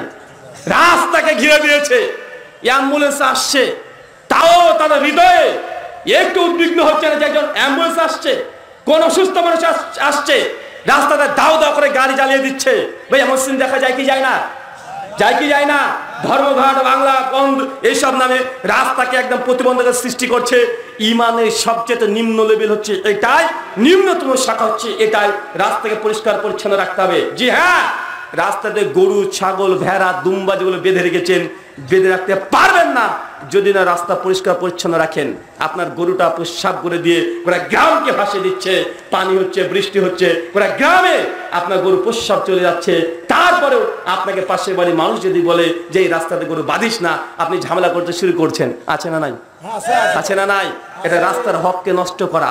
রাস্তার হক, রাস্তাকে পরিষ্কার পরিচ্ছন্ন রাখতে হবে। রাস্তায় যদি পরিষ্কার পরিচ্ছন্ন না রাখেন, রাস্তায় বসে আপনার জন্য জায়েজ নয়। আল্লাহ নবী তারপরে বলছে রাস্তার হক হচ্ছে ওইটা, অচেনা কোনো প্রতীক যদি তোমাকে রাস্তা জিজ্ঞাসা করে যে ভাই অমুক জায়গাতে যাব, কিভাবে যাব, এখন আপনি জানেন যে ডান দিকে গেলে চলে যেতে পারবেন, আর বদমাইশি করে বলে দিল ভাই বাম দিকে চলে যান। ভাই এমন বদমাশ আছে না নাই? আছে না ভাইজান? আল্লাহ নবী বলছেন কোন পথিক যদি রাস্তা জিজ্ঞাসা করে, তাকে গন্তব্যস্থান কোন দিকে এটা বুঝিয়ে দিতে হবে। এটা রাস্তার হক। যদি আদায় না করেন, রাস্তা আপনার জন্য বসে জায়েজ নয়। নবী বলছেন রাস্তায় বসে না বসতে যদি চাও রাস্তার হক আদায় করো। রাস্তার হক কি? যদি কোনো ব্যক্তির বোঝা ভারী হয়ে যায়, তাহলে ওর বোঝাকে হালকা করে দাও। বোঝা ভারী বুঝেন? হ্যাঁ, মানে রাস্তাতে যাচ্ছেন, দেখছেন একজন কৃষক মানুষ, তার সাইকেলটা উল্টো পড়ে গেছে বা গর্তের মধ্যে আটকে গেছে, আপনি মুসলমান রাস্তায় যাচ্ছেন, যতই কাজ থাক আপনি সঙ্গে সঙ্গে নেমে ওর ভ্যানটাকে ঠেলা দিয়ে একদম রাস্তায় তুলে দিতে হবে। কারো বোঝা পড়ে গেছে, ধরে তার মাথায় তুলে দিতে হবে। এটা রাস্তার হক। যদি আদায় না করেন, রাস্তা আপনার জন্য বসার জায়েজ নয়। দেখেন, এগুলো হচ্ছে আনুগত্য করতে হবে, এগুলো অনুসরণ করতে হবে। এইগুলো আনুগত্য অনুসরণ করলে এটাকে বলবেন নবীর আনুগত্য করা, অনুসরণ করা। নচেত 350 জর্দা দিয়ে, হাকিমপুরি জর্দা পান খেয়ে, উঁচু 3 তলা টুপি দিয়ে আর জিলাপি হাতে নিয়ে আপনি চিৎকার মারছেন নবীজির আগমন, শুভেচ্ছা, স্বাগতম, জান্নাত যা যাবে না। কিন্তু বাংলা মানুষ মনে করে কোনটা, যে না শুধু নবীকে ভালোবাসে জান্নাত দখল হয়ে যাবে। নবীকে একজন ভালোবাসতেন, খুব ভালোবাসতেন, আপনার আমার চাইতে অনেক বেশি ভালোবাসতেন, আমার আপনার চাইতে অনেক বেশি নবীকে সম্মান করতেন। নাম কি বলেন তো ভাইজান? আবু তালেব। কি বললাম বলেন তো ভাইজান? আবু তালেবের নাম শুনেছেন? আচ্ছা, আবু তালেব কে বলেন তো? নবীর চাচা, নবীর আপন চাচা আবু তালেব। জান্নাত যাবে না জাহান্নাম যাবে? চিন্তা করেছেন? আপন চাচা আবু তালেব আল্লাহ নবীকে যতটা ভালোবাসতেন, এতটা ভালোবাসার দুনিয়াতে মানুষ খুব কমই আছে। আবু তালেব হচ্ছে আল্লাহ নবীর প্রথম জীবনের সঙ্গী। প্রথম জীবন মানে ছোট থেকে বড় করেছেন। নবুয়ত যখন তিনি পেয়ে গেছেন, আল্লাহ নবী হেরা গুহা থেকে যখন ফিরে আসছেন, তারপর যখন নবুয়তের ঘোষণা করে দিয়েছে, গোটা মক্কাবাসী আল্লাহ নবীর বিরুদ্ধে চলে গিয়েছিল। আবু জাহেল, আবু লাহাব, উতবা, সাইবা বারবার কমপক্ষে 4 দফা আল্লাহ নবীকে হুঁশিয়ারি দিতে এসেছে। আর আবু তালেব বারবার বলেছে, খবরদার আমার ভাতিজাকে কিছু বলো না, আমি দেখছি। ভাই বলেছেন ভাইজান? আবু তালেব তিনি অন্তর থেকে বিশ্বাস করতেন যে আমার ভাতিজা জিন্দেগিতে মিথ্যা কথা কখনো বলেনি। কারণ সে চিনে, সে নবুয়ত দাবি করছে, মিথ্যা দাবি নয়। তার মনের মধ্যে কি একটা বিশ্বাস আছে যে না, অসম্ভব, আমার ভাতিজা মিথ্যা কথা বলতে পারে না। ভালোবাসায় আবু তালেবের বিন্দু পরিমাণে কোনো ঘাটতি ছিল? কথা বলেন, কোনো ঘাটতি ছিল না। সহিহ বুখারী 1360 নম্বর হাদিস, কিতাবুল জানাইজে আসছে, আবু তালেব যখন মৃত্যুর শয্যায় শায়িত আছে, বিছানায় জান্নাতে নিয়ে যাব, চাচা আবু তালেব মন চাই কালমাটা পড়ে দিই, মন চাই। পাশে দাঁড়িয়েছে আবু জাহেল, আবু লাহাব, উতবা, সাইবা, বড় বড় শয়তানের অলিগুলো পাশে দাঁড়িয়ে মাথার কাছে। আর বলছে, আবু তালেব তোমার বাপ দাদা ধর্মকে ত্যাগ করে দিলে? আরে তোমার বাপ আব্দুল মুত্তালেব, আব্দুল মুত্তালেব এই হুবলের উপাসনা করতো, লাত মানাত উজ্জাতি 60 মূর্তি উপাসনা করতো। আর মোহাম্মদ এসে বলছে, তোমার হাতিজা বলছে একটাও চলবে না। আর আমার বাপ দাদু 60 মূর্তি তারা মেনে গেছে। কাবাতে 360 মূর্তি চতুর্দিকে সাজানো আছে। তোমার ভাতিজা বলছে একটাও চলবে না, একজনও নাকি চলবে না, একজন আছে উপরে, তাকে আবার দেখাও যায় না। কি সহ্য করার ব্যাপার বলেন তো ভাই? আরে 360টার মধ্যে একটাকে মেনে নে, তাও মানছে না। বলছি এমন একজনের কথা বলছে তাকে দেখাই যায় না। তোমার ভাতিজা, ওকে তো আমরাই মানুষ করেছি, ও তো বাপ ছিল না, মা ছিল না, মৃত্যুবরণ করেছে আগে। আরে আমরা হয়েছি, আমরাই পড়িয়েছি, আগের চোখের সামনে সে মানুষ হলো, বড় হলো। আমরা তোকে সহযোগিতা করেছি, আজকে আমাদের সমাজের বিরুদ্ধে বলছে, আমার ধর্মের বিরুদ্ধে বলছে, আমাদের আকীদার বিরুদ্ধে বলছে, আমাদের আমলের বিরুদ্ধে বলছে, আমাদেরকে বলছে একটাও চলবে না, আমাদের বাপ দাদা ধর্মকে বাতিল বলছে। যখন এই কথা বলেছে আবু তালেব, তখন মনটা আবার কেমন হয়ে যায় যেন। কালে পড়তে যাচ্ছিল, কিন্তু আল্লাহর ওলিগুলো এসে এগুলো কানে খুশ করে দিচ্ছে। ভাই বাংলাদেশে এমন আছে না নাই? আছে না ভাইজান? যখনই আপনি কোনো আমলের কথা বলবেন যে এই আমলটা কোরআনে নেই, হাদিসে নেই, কেন করছেন? সঙ্গে সঙ্গে একটাই দলিল, যে দলিল দিয়েছিল আবু জাহেল আবু লাহাব। কি বলেন তো? বাপ দাদা ধর্ম আমাদের, বাপ দাদা পুরোপুরি ধরে করে আসছি। বা এটা কি মুমিনের কণ্ঠ না এটা কাফেরের কণ্ঠ? এটা কি মুমিনের জবাব না কাফেরের জবাব? আরে কাফেরের জবাব কিভাবে জানো? মুসলমানের মুখ দিয়ে এখন বারবার বের হয়, এটা অবাক করার কথা। আপনাকে এই জন্য বলছি, আবু তালেব আল্লাহর নবীকে কম ভালোবাসতেন না, কিন্তু নবীর আনুগত্য অনুসরণ, নবীকে বিশ্বাস তার হৃদয়ে ছিল না, বিধায় তাকে জাহান্নামে যেতে হবে। সেই বুখারী স্পষ্ট হাদিস আছে। এই আয়াত, এই হাদিস থেকে প্রমাণ হয় ভালোবাসা দিয়ে শুধু জান্নাত যাওয়া যাবে না। ভালোবাসা দিয়ে জান্নাত যাওয়া যাবে? নবী ইব্রাহিমের নাম শুনেছেন? তার বাপের নাম কি বলেন তো?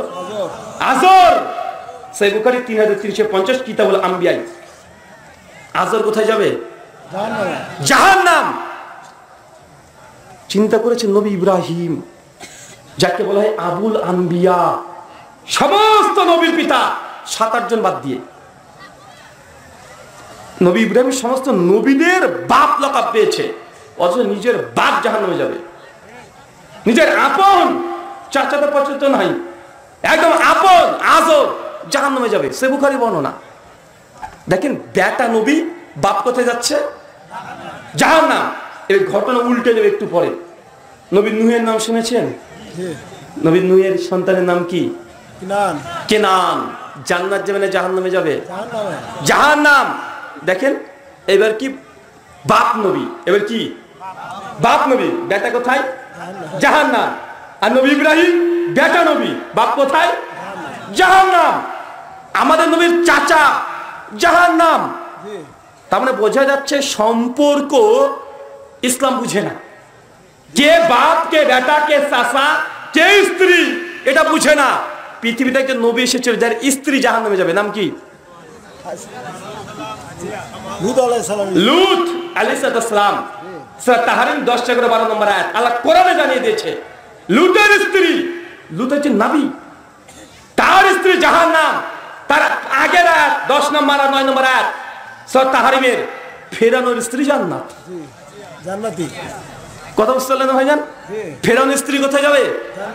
জান্নাতে যাবে। সে জান্নাতে নয়, আল্লাহ আগে থেকে জান্নাতে একটা ঘর তৈরি করে রেখে দিয়েছে। জান্নাতে তো যাবে, জান্নাতের ঘর। মৃত্যুর আগে আসিয়াকে আল্লাহ ঘর দেখিয়ে দিয়েছেন মৃত্যুর আগে, কিন্তু লূত আলাইহিস সালামের স্ত্রী জাহান্নাম। তারপরে গোটা ইসলামটাকে বুঝেন, এখানে পক্ষপাতিত্ব ইসলাম করেনি। সম্পর্কর 5 পয়সা মূল্য নেই। যার ইমান আছে, যার ইমান আছে, সে কাফের যদি স্ত্রী হয় তবু জান্নাত। যার ইমান নেই, সে যদি নবীর স্ত্রী হয় তবু জাহান্নাম। কিন্তু বাঙালিরা বুঝলো না। বাঙালিরা কি বুঝেছে? গদ্দিনসীন পীর, পীরের বাচ্চা পীর, আওলাদের রাসূল, এইসবগুলো শুনলে বাপরে বাপ, আওলাদের রসুল, রসুলের আমি 26তম বংশধর। বাঙালি তার পিছনে ছুটছে, বাপরে বাপ, নবীজির বংশধর, তাকে যদি একবার মুসেবা করতে পারি জান্নাত গ্যারান্টি। এমন মনে করে কি করে না?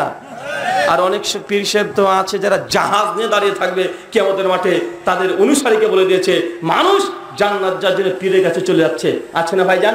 দুনিয়াতে যে কত মাধ্যম মানুষ জান্নাত যার জন্য তৈরি করেছে, হিসাব নেই।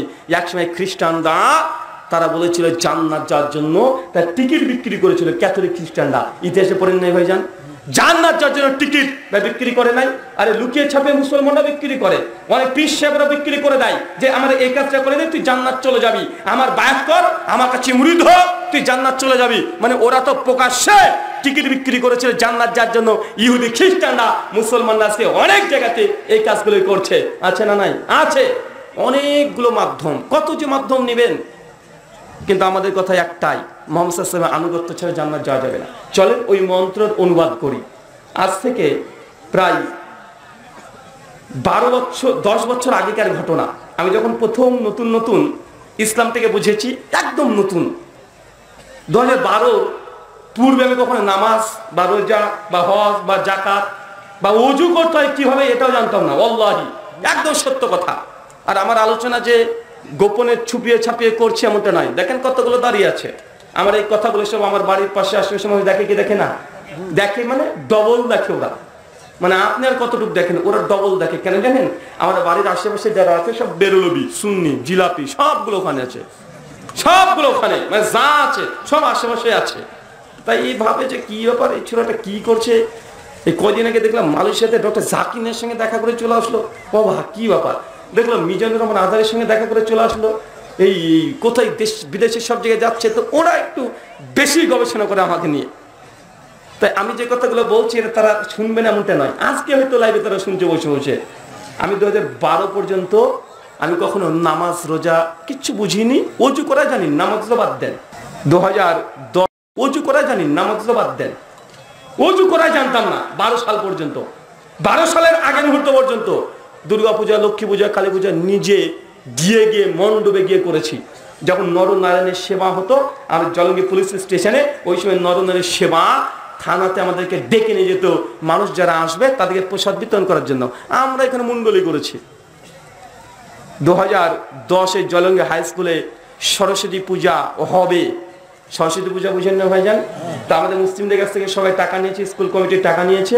এখন সরস্বতী পূজা চলে এসেছে স্কুলে, এখন অঞ্জলি দেবে। তো অঞ্জলি, তখন আমরা অঞ্জলি দেবো, আমরা মুসলমান, বুঝতে পারলেন না ভাইজান?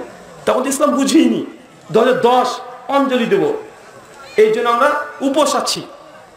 তো আমাদের ওখানে একজন শিক্ষক ছিল, নাম নিচ্ছি না, কষ্ট পাবে, আমাদের মানে হাই স্কুলের শিক্ষক। উনি তখন বলেছিলেন যে মুসলমানদের অঞ্জলি আগে দেওয়া যাবে না, আগে হিন্দুরা দেবে তারপরে মুসলমানরা দেবে। আর আমরা তখন প্রতিবাদ করে উঠলাম যে আমরা অঞ্জলি, আপনার টাকা দিয়েছেন অঞ্জলি দিতে দেবে না, মানে হিন্দু মুসলমান কেন ভেদাভেদ হবে, মানে একদম নিরপেক্ষ সেকুলার ধর্ম নিরপেক্ষ ব্যক্তি দিবে না, মানে আমাদেরকে কোনোভাবেই ঢুকতেই দিল না ঠাকুর ঘরে, মানে পুজো মণ্ডপে ঢুকতেই দিল না। আমরা তখন বলছি আমাদেরকে দেবে না, মানে আমরা হেড স্যারকে কমপ্লেন করে দিয়েছি, হেড স্যারও কিছু বলে না। তারপর যখন হলো না তখন বলছে টাকা ফেরত দে, টাকা ফেরত না দিলে ঝামেলা, টাকাও ফেরত দিবে না। আমরা তখন স্কুলের টেবিল চেয়ার যাচ্ছে সব ভাঙাচোরা শুরু করে দিয়েছি। মানে এটা 2012-র আগের ঘটনা আপনাকে বললাম। আরো অনেক ইতিহাস আছে, আরো অনেক ইতিহাস আছে এই ধরনের, মানে ইসলামের ওযু করা এটা বুঝতাম না। তো 2012 পরে যখন হেদায়েত পাই 13 সালে, তখন দাওয়াতের একটা জজবা আলাদা ছিল। এখন তো 2024 পরে 11 বছর হয়ে গেল। তো দাওয়াতের একটা জজবা আলাদা, দাওয়াত দেব। তো দেখলাম যে আল্লাহ নবী টার্গেট করতেন বড় বড় বোয়াল মাছগুলোকে, মানে বিভিন্ন দেশের যারা প্রধানমন্ত্রী আছে, ধরেন আজকের ভাষাতে বাদশাহ, রাজা, এদেরকে। তো আমি যেখানে বসবাস করি আমার বাড়ি থেকে 2-3 কিলোমিটার মধ্যে নাহলে 20-40-এর ওপরে মন্দির আছে। তো একটা বড় মন্দিরকে আমি টার্গেট করলাম যে দাওয়াত দেবো ঠাকুরকে।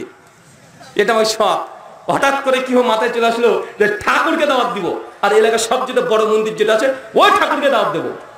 ঠিক আজকে রাত্রে তো হঠাৎ করে মনে পড়লো, তার পরের দিন দুপুর বেলাতে আমি বেরিয়ে গেলাম, জোহরের সালাত আদায় করলাম, আদায় করে সাইকেল নিয়ে ছুটলাম, মন্দিরের সামনে গিয়ে দাঁড়িয়ে আছে। তখন এত বড় দাঁড়িয়ে ছিল না, এই 2-2.5 ইঞ্চি দাঁড়িয়ে হবে তখন, এত বড়। আর টাকনার উপরে কাপড় আছে, জামা প্যান্ট পরে আছি, তো দাঁড়িয়ে আছি। ঠাকুরমশাইকে দেখছি, ঠাকুরমশাইকে দেখছি যে কি আবার ছেলেটা এখানে দাঁড়িয়ে কেন, মুসলমান দেখে বুঝতে পারছে। তো অনেকক্ষণ দেখার পরে 15-20 মিনিট পর ঠাকুরমশাই নিজে চলে এসেছেন, পণ্ডিতজি এসে যে বাবা কিছু বলতে চাচ্ছ?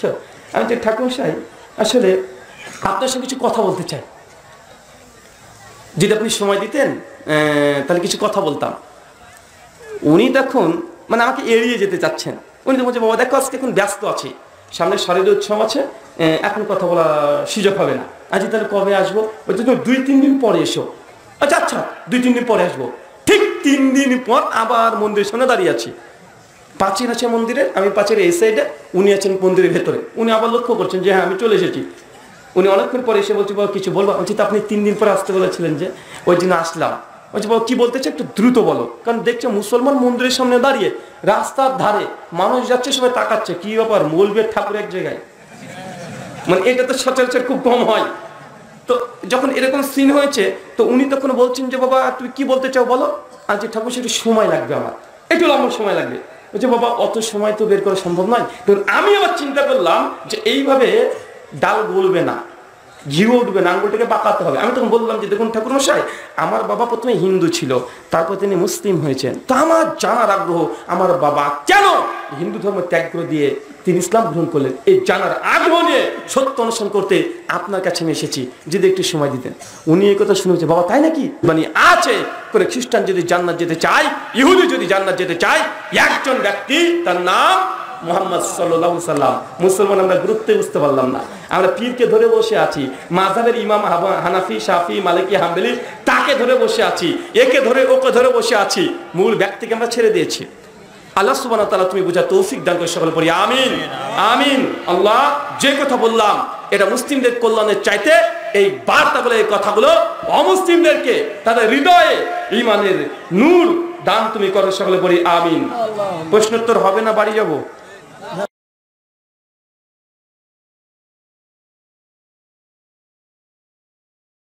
আপনাদের এখানে তো বেশি প্রশ্ন উত্তর হয়। ভাই মাইক দেন, একজন পড়ুক। কালকে আবার জুমা আছে, আছে না ভাইজান? বেশি রাত্রি করলে আবার জুমা হবে, তো ফজরই তো হবে না, আবার জুমা। বিসমিল্লাহ। এই সুইচ পাচ্ছে না, আচ্ছা বইগুলো নিশ্চয় নাকি? বইগুলো নিশ্চয় অবশ্যই। আচ্ছা আমার বই যারা নিতে যাচ্ছেন, ওই এখানে গাড়ি, ওই দেখেন সামনে পেছনে, সরি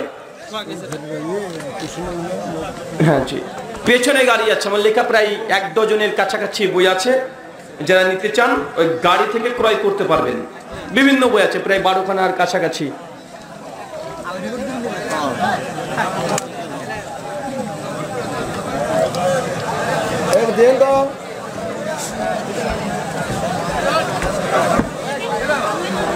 কি ঠিক নেই ওটা?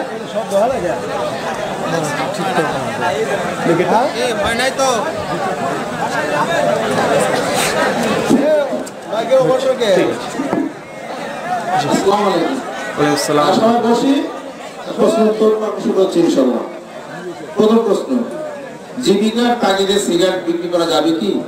বাহ, চমৎকার প্রশ্ন।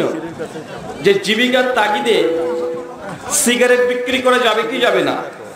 আচ্ছা বলেন তো, জীবিকার তাগিদে বেশ্যাখানা খোলা যাবে কি যাবে না? জীবিকার তাগিদে শুয়োরের গোশত বিক্রি করা যাবে কি যাবে না? কেন? আল্লাহ যেগুলোকে হারাম করেছেন তার ব্যবসাও হারাম। সূরা ইবনে মাজাহ 3376 থেকে 88 নম্বর হাদিস পর পর। এখন বিড়ি সিগারেট জর্দা যদি হারাম হয়, তার উপার্জন হালাল না হারাম? হারাম। একদম সিম্পল ব্যাপার। শুকরিয়া। আমার এক আত্মীয় চিকিৎসার জন্য হাসপাতালে আমার কাছে যান। আমি তার অসুখকে তেমন গুরুত্ব দেই নাই, কিন্তু 2 দিন পর সে হঠাৎ করে আমার কাছে মারা যান চিকিৎসার অভাবে। এতে কি আমার পাপ কাজ হয়েছে? ভাইজান প্রশ্ন করেছেন যে আপনার কোনো নিকটই আত্মীয় আপনার বাড়িতে এসেছিলেন চিকিৎসার জন্য, কিন্তু আপনি বুঝতে পারেননি, তাই গুরুত্ব দেননি।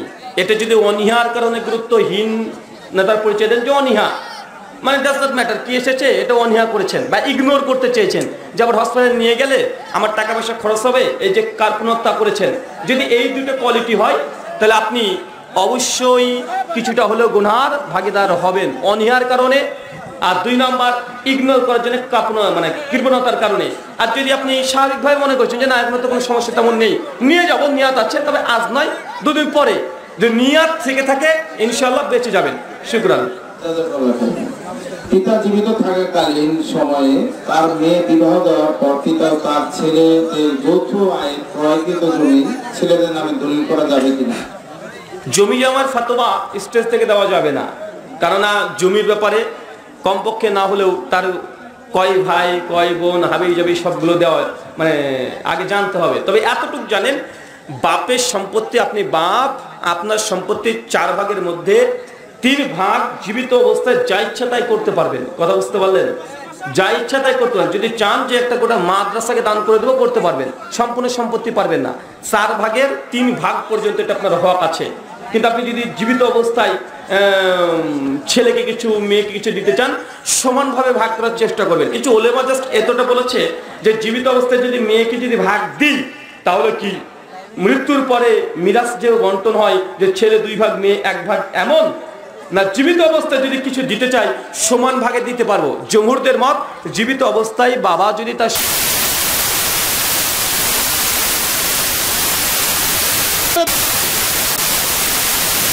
হয় ওই সময়তে সমান ভাগ করা যেতে পারে। কথা বুঝতে পারছেন? মৃত্যুর পরে মিরাজ বন্টন যখন হবে তখন 2 ভাগের 1 ভাগ এটা। শুকরান। বাবা মার অবাধ্য হয়ে কোনো মেয়ে যদি পালিয়ে একাই বিবাহ করে সেই বিবাহ কতটুকু জায়েজ? বাবা মায়ের অবাধ্য হয়ে যদি মেয়ে একাই পালিয়ে গিয়ে বিয়ে করে তাহলে সেই বিয়েটা কতটা জায়েজ? এখন আপনি বলেন তো, ওই মেয়েটাকে প্রশ্ন করবেন, তুমি যখন বড় হয়ে যাবে, মা হয়ে যাবে, তোমার মেয়ে পালিয়ে গিয়ে বিয়ে করলো, এখন তুমি কি ফতোয়া দিবে? ওকে জিজ্ঞাসা করবেন মেয়েটাকে। কথা বুঝতে পারলেন ভাইজান? কারণ ও তো এখন পালিয়ে গিয়ে বিয়ে করলো, ধরেন 20 বছর পরে তারা তো মেয়ের বয়স 16 হয়ে যাবে। 16 বছরের মেয়ে যদি এখন হ্যাবলার বেটা পল্টার সঙ্গে যদি পালিয়ে গিয়ে বিয়ে করে তাহলে ওই মেয়েটা কি ফতোয়া দিবে তার মেয়ের জন্য? ও নিজে বলবে মেনে নিতে পারবে না। তো তুমি যেটা তোমার জন্য মেনে নিতে পারো না সেটা তোমার মেয়ের জন্য কিভাবে মানবে? বা তুমি এখন যেটাকে আবেগে পড়ে স্রোতে গা ভাসিয়ে দিয়েছো, ভাবছো একদম বিশাল ব্যাপার, ওকে ছাড়া তুমি বাঁচবা না, বুঝবা। এখন তোমাকে গোলাপ ফুল দিয়েছে, বিয়ের পরে তোমাকে ধুতরা ফুলও জুটবে না, ফুলকপি দিয়ে বসে রাখবে। কি দেবে বলেন তো ভাইজান? এখন গোলাপ ফুল নিয়ে দেখা করতে আসছে, বিয়ের পরে কি করবে? ফুলকপি নিয়ে চলে আসবে, যে ফুলকপি কেটে রান্না কর। ও এখন আবেগে আছে, বুঝতে পারবে। শুক্রিয়া। আমার পায়ে দীর্ঘদিন যাবৎ ঘাজনিত রোগের কারণে খারাপ দেখায় এবং জীবাণু পড়লে আরো ক্ষতির কারণ হয়। যদি আমি কাপড় দিয়ে ঢাকিয়ে দেই তাহলে কাপড়ে টাকটু নিচে যায়, এক্ষেত্রে আমার করণীয় কি অংশ? রোগ হয়েছে, সর্বরোগ খোলা থাকলে আর কি খারাপ দেখা যায়, এই জন্য টাকু দিয়ে খারাপ লাগে, জীবাণু হয় আর কি, টাকু নিচে করতে পারবে না। ভাই প্রশ্ন যে তার পায়ের নিচের অংশে কোনো প্রবলেম আছে, ঘা জাতীয়?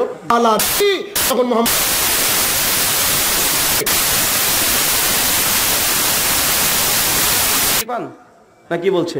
না আর কি এটা দিয়ে রাখলে আর কি তার আর কি এটা মনে করেন পোকাটা পড়ে না, আর জীবাণু কোনো আক্রমণের আর কোনো কেন ব্যান্ডেজ করা নেই?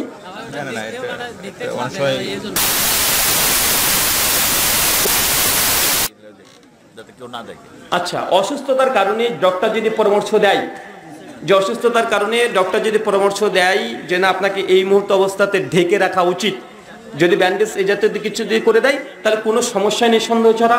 আর তারপর দেখা যাচ্ছে না ব্যান্ডেজ করলে এই সমস্যার সমাধান হচ্ছে না, টাকনার নিচে প্যান্ট বা পায়জামার কোনো অংশ যদি চলে যায় ইনশাল্লাহ ধার্তব্য হবে না। আবু বকর রাদিয়াল্লাহু আনহু সেই মুসনাদ আহমদের রিওয়ায়াত, আল্লাহ নবীর সামনে একদিন তিনি টাকনার নিচে কাপড় পরে চলে এসেছিলেন। সবাই বললো যে আবু বকর টাকনার নিচে কাপড় পরেছে, অথচ হাদিস আছে যে ব্যক্তির টাকনার নিচে জামা কাপড় প্যান্ট এগুলো ঝুলবে মাকাদু মিনান নার, তার থাকা থেকে জাহান্নাম। আল্লাহ নবী তখন বললেন যে আবু বকরের ভিতরে কোনো অহংকার নেই, এটা তার জন্য না, এটা আল্লাহর নবী আবু বকরের জন্য খাস করলেন। এই দলিল থেকে আপনি নিতে পারবেন না। এ থেকে বোঝা যায় শরীয়ত ব্যতিক্রম। যদি আপনি মাজলুম থাকেন, মাজুর থাকেন, তাহলে কোন শরীয়ত আপনার জন্য শরীয়ত না। সেই সময় যে টাকনা নিচে কাপড় চলে যায় ইনশাআল্লাহ ইনশাআল্লাহ কোনো সমস্যা নেই। সূরা বাকারা 173 নম্বর আয়াত। মদ খাওয়া হারাম, শুয়োরের গোশত খাওয়া হারাম, কিন্তু এমন একটা পরিস্থিতি যদি তৈরি হয় আপনার জীবদ্দশায়, মদ 1 বোতল নয় 100 বি খাওয়া যায়, হবে কি হবে না? তাহলে মাজলুম অবস্থায়, মাজুর অবস্থায় আপনার জন্য শরীয়ত আর শরীয়ত হয় না। কিবলার দিকে মুখ করে সালাত আদায় করতে হয়, কিবলাই বুঝতে পারছেন না, কি করবেন? যে কোনো একটাকে কিবলা মনে করে আপনি ধরে নিয়ে সালাত শুরু করে দিলেন। সালাত শেষে মনে করছেন তো এই কিবলা তো ভুল পড়লাম, সমস্যা নেই, নামাজ হয়ে যাবে। কথা বুঝতে পারলেন? মানে শরীয়ত মাজুর অবস্থায় আপনার সবকিছু ছাড় আছে, স্বাভাবিক অবস্থায় নয়। শুকরান। আমার দাদার আগে আমার বাবা মৃত্যুবরণ করেছে, আমার বাবা কি তার বাবার জমির ভাগ পাবে? আপনার দাদুর আগে আপনার বাবা মারা গেছে, এখন আপনার দাদুর জমির সম্পত্তি বাবা পাবে কি পাবে না? বাবা যদি জীবিত থাকতো সেক্ষেত্রে পেয়ে যেত, আর যেহেতু বাবা মারা গেছে আগেই, তাই আপনি নাতি হিসাবে ভাগ, ওলামাদের মধ্যে দ্বিমত আছে, তবে পাবেন না, এটা জামহুরদের মত। যখন নাতি মানে বাবা যদি মারা যায়, ধরেন আপনার দাদু একটা জমি আছে 10 কাঠা, আপনার বাবা 10 কাঠার মধ্যে 4 কাঠাতে আপনার দাদুর জমির উপরে বাড়ি করেছে, এখন আপনার বাবার নামে ট্রান্সফার হয়নি। কথা বুঝতে পারছেন? এই যে বাড়ি আপনার বাপই করেছে, কে করেছে? আপনার বাবাই করেছে, দাদু করেনি। কিন্তু জমি কার নামে আছে? দাদার নামে। এখন আপনার বাপ যদি আগে মারা যায়, তাহলে ওই জমির মালিক আপনি সন্তান হিসেবে পাবেন না। কে পাবে বলেন তো? দাদুর দিকে নিসবত হবে। কার দিকে? কারণ জমি যার তার। দাদু যদি এখন ইনসাফ করে, সে যদি যেহেতু দেখছে যে না এটা তার বাপই করেছে, তার বাপই খরচ করেছে, বাড়ি করেছে, তার সন্তান, সে যদি জীবিত অবস্থায় কিছু দিতে চায় দিতে পারে, তবে শরীয়তের দৃষ্টিকোণ থেকে মিরাজ বন্টনের সময় সেই হক পাবে না যে বাপের বলে আমি সে ভাগ ডাইরেক্ট পেয়ে যাবো, এমনটা নয়। এবং ওই সম্পত্তি আবার মিরাজ বন্টনের নেই, বন্টন হতে থাকবে। শুকরান। হযরত মুহাম্মদ সাল্লাল্লাহু আলাইহি ওয়াসাল্লাম কিভাবে জিনদের ইসলামিক দাওয়াত দিত এবং জিনরাও কিভাবে কোরআন ও হাদিসের জ্ঞান অর্জন করত? সূরা জিন খুলে পড়ে 72 নম্বর সূরার 1 থেকে 12 নম্বর আয়াত। আল্লাহ নবী সূরা জিন যখন পড়ছিলেন, জিনরা সব উপস্থিত হয়েছিল, আল্লাহ নবীর কাছে এসে বৈঠকে বসে আলোচনা শুনেছিলেন। আব্দুল্লাহ ইবনে মাসউদ বলছিলেন তাফসীর তাবারির মধ্যে এই সূরা জিনের 9 নম্বর আয়াতের ব্যাখ্যাতে যে একদিন আব্দুল্লাহ ইবনে মাসউদকে জিনদের সর্দাররা এসে দাওয়াত দিয়েছিল। কথা বুঝতে পারছেন? এখানে একটা কথা মনে রাখবেন, জিন মানে এসেছে আর বিষয়টা জিনুন থেকে, মানে অদৃশ্য, দেখা যাবে না জিনকে। জিনকে কি করা যাবে না? দেখা যাবে না তার আসল সূরাতে। জিন যদি কোনো বস্তুর মধ্যে প্রবেশ করে তবে দেখতে পারে। যেন আল্লাহ নিয়ে বলেছে জিন সাপের মধ্যে প্রবেশ করতে পারে। তাই বাড়িতে যদি সাপ থাকে, আল্লাহ নিয়ে বলেছেন কমপক্ষে 3 দিন তাকে আগে কসম দিয়ে বলতে হবে তুই যদি জিন হোস তুই বাড়ি থেকে বেরিয়ে যা। সত্যি যদি জিন হয়ে আশ্রয় নিতে চায় সে বেরিয়ে যাবে। দেখা যায় তারপরে সে সাপকে দেখতে পাচ্ছেন, তখন কসম দিয়ে বলতে হবে আল্লাহর কসম, যদি তুই জিন হোস, ভালো জিন হোস, তাই তুই বাড়ি থেকে চলে যা, নচেত তোকে হত্যা করবো। কমপক্ষে 3 বার পরে ঘরের মধ্যে কোনো সাপ ঢুকে গেলে, মানে বাড়ির মধ্যে, তাহলে আল্লাহ নবী বলেছে তারপর তাকে হত্যা করার কথা। কেন? জিন অনেক সময়তে বাসস্থানের জন্য কোনো কিছুর মাধ্যম সুরাত ধরে চলে আসে। কথা বুঝতে পারছেন? তো জিনের সঙ্গে কথা বলা, জিন যদি কোনো কিছু সৃষ্টি বস্তুর মধ্যে প্রবেশ করে বা আসার করে, তখন সে কথা বলতে পারবে।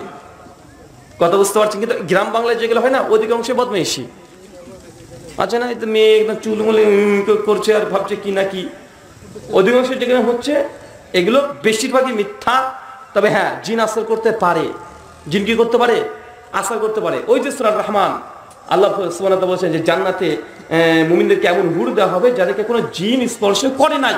এই আয়াতের ব্যাখ্যা করতে গিয়ে ইমাম ইবনু তাইমিয়া রাহিমাহুল্লাহ বলেছেন এই আয়াতে প্রমাণ করে যে মানুষের সঙ্গে জিন ফিজিক্যাল শারীরিক সম্পর্ক করতে পারে। কথা বুঝতে পারলেন না? জিন মানুষের সঙ্গে কি করতে পারে? শারীরিক সম্পর্ক, ফিজিক্যাল অ্যাটাচমেন্ট হতে পারে। কেন? এই যে আয়াত যে কোনো জিন এই হুরদেরকে কি করেনি? স্পর্শ করেনি। তার মানে তাদের সঙ্গে এখান থেকে যাদের সুইটি তিনি দলিল নিয়েছেন। তো বিভিন্ন সূরাত ধরে সে আপনার সঙ্গে কথা বলতে পারে, এগুলো পাওয়া যায়। শুকরান। পরিবারের প্রধানরা যদি সুদের উপর টাকা নেন, সেক্ষেত্রে সন্তানের উপর সেই সুদের পাপের প্রভাব পড়বে কি? নাবালক যদি থাকেন, জমহুরদের মত, যদি নাবালক থাকেন, তাহলে আপনার বাপ যদি সুদখোর হয়, আপনি যদি খান, তাহলে আপনি গুনাহগার না। কেন? বাপ হচ্ছে দায়িত্বশীল। কোথা থেকে রোজগার করে নিয়ে এসে দিয়েছে, বাপের বোঝা বেটার পরে বাড়তে হবে না। সূরা বনী ইসরাঈল 15 নম্বর আয়াত, যে একজনের পাপের বোঝা আরেকজনের উপরে কি হবে না? বাড়তাবে না। এই অর্থে ছেলে যদি নাবালক হয়, তাহলে বাপের ওই খাবার যদি খায় কোনো সমস্যা নেই। আর কিছু কিছু ওলামা বলেছেন যে না, বাপ যতক্ষণ পর্যন্ত একজন সন্তান নিজে ইনকাম করতে না শিখছে, ততদিন তার বাপের সঙ্গে তার সম্পর্ক থাকতে পারে, সে বাড়িতে খেতে পারে, কোনো সমস্যা নেই। দলিল হিসেবে তারা দিয়েছেন ইব্রাহিম আলাইহিস সালামের জীবনী থেকে। সূরা আম্বিয়া আয়াত নম্বর 51, 52, 53, 54 পর আয়াত আছে। নবী ইব্রাহিম তার বাপকে বারবার বলতো, ইয়া আবাতি, হে আমার পিতা, তুমি কেন এই মূর্তি পূজা করো? নবী ইব্রাহিম বাপ কি করতো? মূর্তি বিক্রি করতো, কিন্তু তারপরে খেত না। হ্যাঁ, খেত। তো এখান থেকে দলিল নিয়ে বলছে যে না, বাপ যদি কোনো গুনাহ করে, হারাম কাজ করে, তাহলে বেটার উপরে বাড়তে হবে না। শুকরান। জি, দ্রুত পড়ো। ক্রেডিট কার্ড ব্যবহার করা যাবে কি? ক্রেডিট কার্ড ব্যবহার করা যাবে কি যাবে না? ক্রেডিট কার্ড যার টার্মস অ্যান্ড কন্ডিশনে আমাদের ইন্ডিয়াতে যেগুলো থাকে সেগুলো আমি জানি, বাংলাদেশেরটা আমি জানি না। তারপরে আমি আমার ইন্ডিয়াতে যেটা হয় সেটা যদি আপনাদের এখানে হয় তো ফতোয়া একই হবে। আমাদের ইন্ডিয়ান যে ক্রেডিট কার্ডগুলো ব্যবহার করা হয়, যে আপনাকে 10,000 টাকা বা 20,000 টাকা ক্রেডিট দিল, ধার দিয়েছে আপনাকে, 40 দিন সময় দিয়েছে, 40 দিন যদি অতিক্রম হয়ে যায় তাহলে আপনার উপরে ট্যাক্স তারা বলছে বা ইন্টারেস্ট তারা অ্যাড করবে, যুক্ত করবে। কথা বুঝতে পারছেন? যদি এরকম যদি শর্ত থাকে তাহলে যাবে না। কেন? এই যে আপনি বলেন যে 40 দিনের পরে যদি আপনি টাকা পরিশোধ করতে না পারেন তাহলে 2% হোক বা 7% বা 10% কি দিতে হবে? কথা বলেন, ইন্টারেস্ট, সুদ আর রিবা দিতে হবে। তার মানে আপনি চুক্তি করছেন এইটা যে আমি 40 দিনের মধ্যে টাকা যদি শোধ করতে না পারি ওই হাদিসের আলোকে মায়ের সঙ্গে জিনা করার মতো পাপ করব। এখন আপনি বলেন জায়েজ হবে কি হবে না? শুকরান। ওই আল্লাহর গজব লানত আমার উপর বর্ষণ হোক 4 বার বলবে, কিছু বর্ণনা আছে 5 বার। স্ত্রীর কথাই বলবে যে আমি জেনা করিনি, আমার স্বামী মিথ্যা অভিযোগ দিচ্ছে। যদি আমি সত্যবাদী হয়ে থাকি আর আমার স্বামী যদি মিথ্যাবাদী হয়ে থাকে তাহলে আমার উপরে যেন গজব পড়ে। এই যে লিয়ান করলো, এখানে নিকায় লিয়ান বলা হয়, মানে তালাকের এটা একটা ক্যাটাগরি। কটা পদ্ধতি বলেন তো ভাইজান? 5টা। এখানে একটা মাসালা মনে রাখবেন, আপনি যদি অন্য কোনো নারীকে জেনার অপবাদ দেন তাহলে 4টে সাক্ষী লাগবে। কয়টা লাগবে? কয়টা? কথা বলেন। 4টা। কাকে? অন্য কোনো মেয়ে, স্ত্রী ছাড়া দুনিয়ার যে কোনো মেয়ের প্রতি যদি আপনি জেনার অপবাদ দেন তাহলে 4 জন সাক্ষী লাগবে। যে সাক্ষী যদি জোগাড় করতে না পারেন আপনাকে 80 বেত্রাঘাত করা হবে। কতটা? 80 খানা। কিন্তু স্ত্রীর ক্ষেত্রে এই বিধান নাই। স্ত্রীর ক্ষেত্রে আপনি ডাইরেক্ট দেখেছেন, আপনি দাবি করতে পারেন স্ত্রী জেনা করেছে, ইসলামী আদালতে মামলা করতে পারেন। অন্য নারীর ক্ষেত্রে লাগে 4টে মানে সাক্ষী, স্ত্রীর ক্ষেত্রে লাগে না। টোটাল এই 5টা ক্যাটাগরি। শুকরান। এখন দেখেন আপনার স্ত্রী কোন ক্যাটাগরিতে পড়ছে। আর ওই যে স্বামী বারবার বলছে তালাক দিলাম, নিয়াত যদি থাকে তালাক হয়ে যাবে, 1 তালাক হয়ে যাবে। তারপর আবার দেখতে হবে সে হাইজ অবস্থায় আছে না নাই, আরো মশলা আছে। তার জন্য তালাকের মশলাগুলো স্টেজ থেকে আমি দিই না, আমি কোনোদিন বলতেও চাই না। মানে আমাকে দেখবেন 2000 এই প্রথম হয়তো বা তালাক প্রসঙ্গে মুখ খুললাম আজকে। এর আগে যখন আপনারা প্রশ্ন করেছেন, যতবার আলোচনা করেছেন তালাকের প্রশ্ন, আমি উত্তর দিই না। কেন? এখানে অনেকগুলো নিয়ম কানুন আছে। আমার ফতোয়া দিয়ে বউকে তালাক করে কাল দেখা বাড়ি পাঠিয়ে দিলেন, মহাবিপদ হয়ে যাবে। ওই জন্য তালাকের ফতোয়া বিশেষ করে স্বামী স্ত্রী দুজন আসবে, এসে ডিটেল দুজন ঘটনা বলবে। স্বামী যেন বানিয়ে কোনো ঘটনা না বলে দেয় স্ত্রীর বিরুদ্ধে, স্ত্রী যেন স্বামীর বিরুদ্ধে না বলে দেয়। কারণ দেখতে হবে সে হাইজ অবস্থায় ছিল কি ছিল না। দেখা যাচ্ছে হাইজ অবস্থায় তালাক দিয়ে দিয়েছে, অথবা হাইজের পরে তালাক দিয়ে দিয়েছে, কিন্তু তার আগে সহজ করে ফেলেছে। আরো অনেক বিধান আছে, তাই এটা তো সহজ বিষয় নয়। শুকরান। সংক্ষেপে 2টা প্রশ্ন। একদিন যদি তামাক জর্দা নেশা জাতীয় জিনিস খাই তাহলে 40 দিনের ইবাদত নষ্ট হয়, কথা কি সত্য? কেউ যদি তামাকজাত দ্রব্য জিনিসপত্র খায় তাহলে 40 দিন ইবাদত কবুল হবে না, এই কথা কি ঠিক? সরাসরি এমন হাদিস নেই তামাকের ব্যাপারে, তবে সরাসরি মদ শরাবের ব্যাপারে আছে। কেউ যদি মদ পান করে, মদ আর এই সাধারণ নেশার মধ্যে কিছুটা পার্থক্য আছে। ডাইরেক্ট মদ খাচ্ছেন যেটা তাৎক্ষণিক আপনার মস্তিষ্ককে বিকৃত করে দেয়। কথা বুঝতে পারলেন? সংসার সেন্সকে লেস করে দেয় বা আপনাকে মস্তিষ্ক বিকৃত করে ফেলে। এই জাতীয় কোনো যদি কিছু আপনি খান তাহলে 40 দিন ইবাদত কবুল হবে না। কিন্তু যে সব নেশাগুলো ধীরে ধীরে আপনার শরীরকে ক্ষতি করে তার জন্য এই হুকুম না। তবে হ্যাঁ, ছোট নেশা আপনার ইবাদতে বাধা দিবে। আজকে ইবাদত করলে বিড়ি খাচ্ছেন, দোয়া করছেন, হারাম খাচ্ছেন, কথা বুঝতে পারলেন না? বা যে কোনো হারাম উপার্জন করে খাচ্ছেন, এগুলো তো ইবাদত। যেদিন ইবাদত করছেন সেই ইবাদত কবুল হতে গেলে বাধা দিয়ে দিবে। আর যে ডাইরেক্ট মদ পান করেন তার 40 দিনকার ইবাদত আর কবুলই হবে না। দুটোর মধ্যে পার্থক্য বুঝতে পারলেন? ছোট নেশা সরাসরি যে ইবাদত করছেন সেটাকে বাধা দেয়। বিড়ি, সিগারেট, জর্দা বা যে কোনো হারাম জিনিস খেয়েছেন, এখন নামাজ পড়বেন, এই নামাজ কবুল হতেও পারে না হতেও পারে। কেন? আপনি বিড়ি, সিগারেট, জর্দা নেশা রীতিমতো করছেন, এই জন্য এক ওয়াক্তের নামাজকে বাধা দিয়ে দিবে। পরের ওয়াক্তে যদি আপনি তওবা করে নেন যে না আজ কখনো বিড়ি খাবো না, মাগরিবের নামাজ পড়লেন, ইনশাআল্লাহ কবুল হয়ে যাবে। কিন্তু আপনি দেখাচ্ছে এখন মদ খেলেন, মদ খেয়ে তওবা করলেন, তারপরে 40 দিন ইবাদত কবুল হবে না। তার মানে এই নয় হুজুর 40 দিন নামাজ পড়বো না, নামাজ পড়তে হবে তারপরে। কথা বুঝতে পারলেন? সেটা হচ্ছে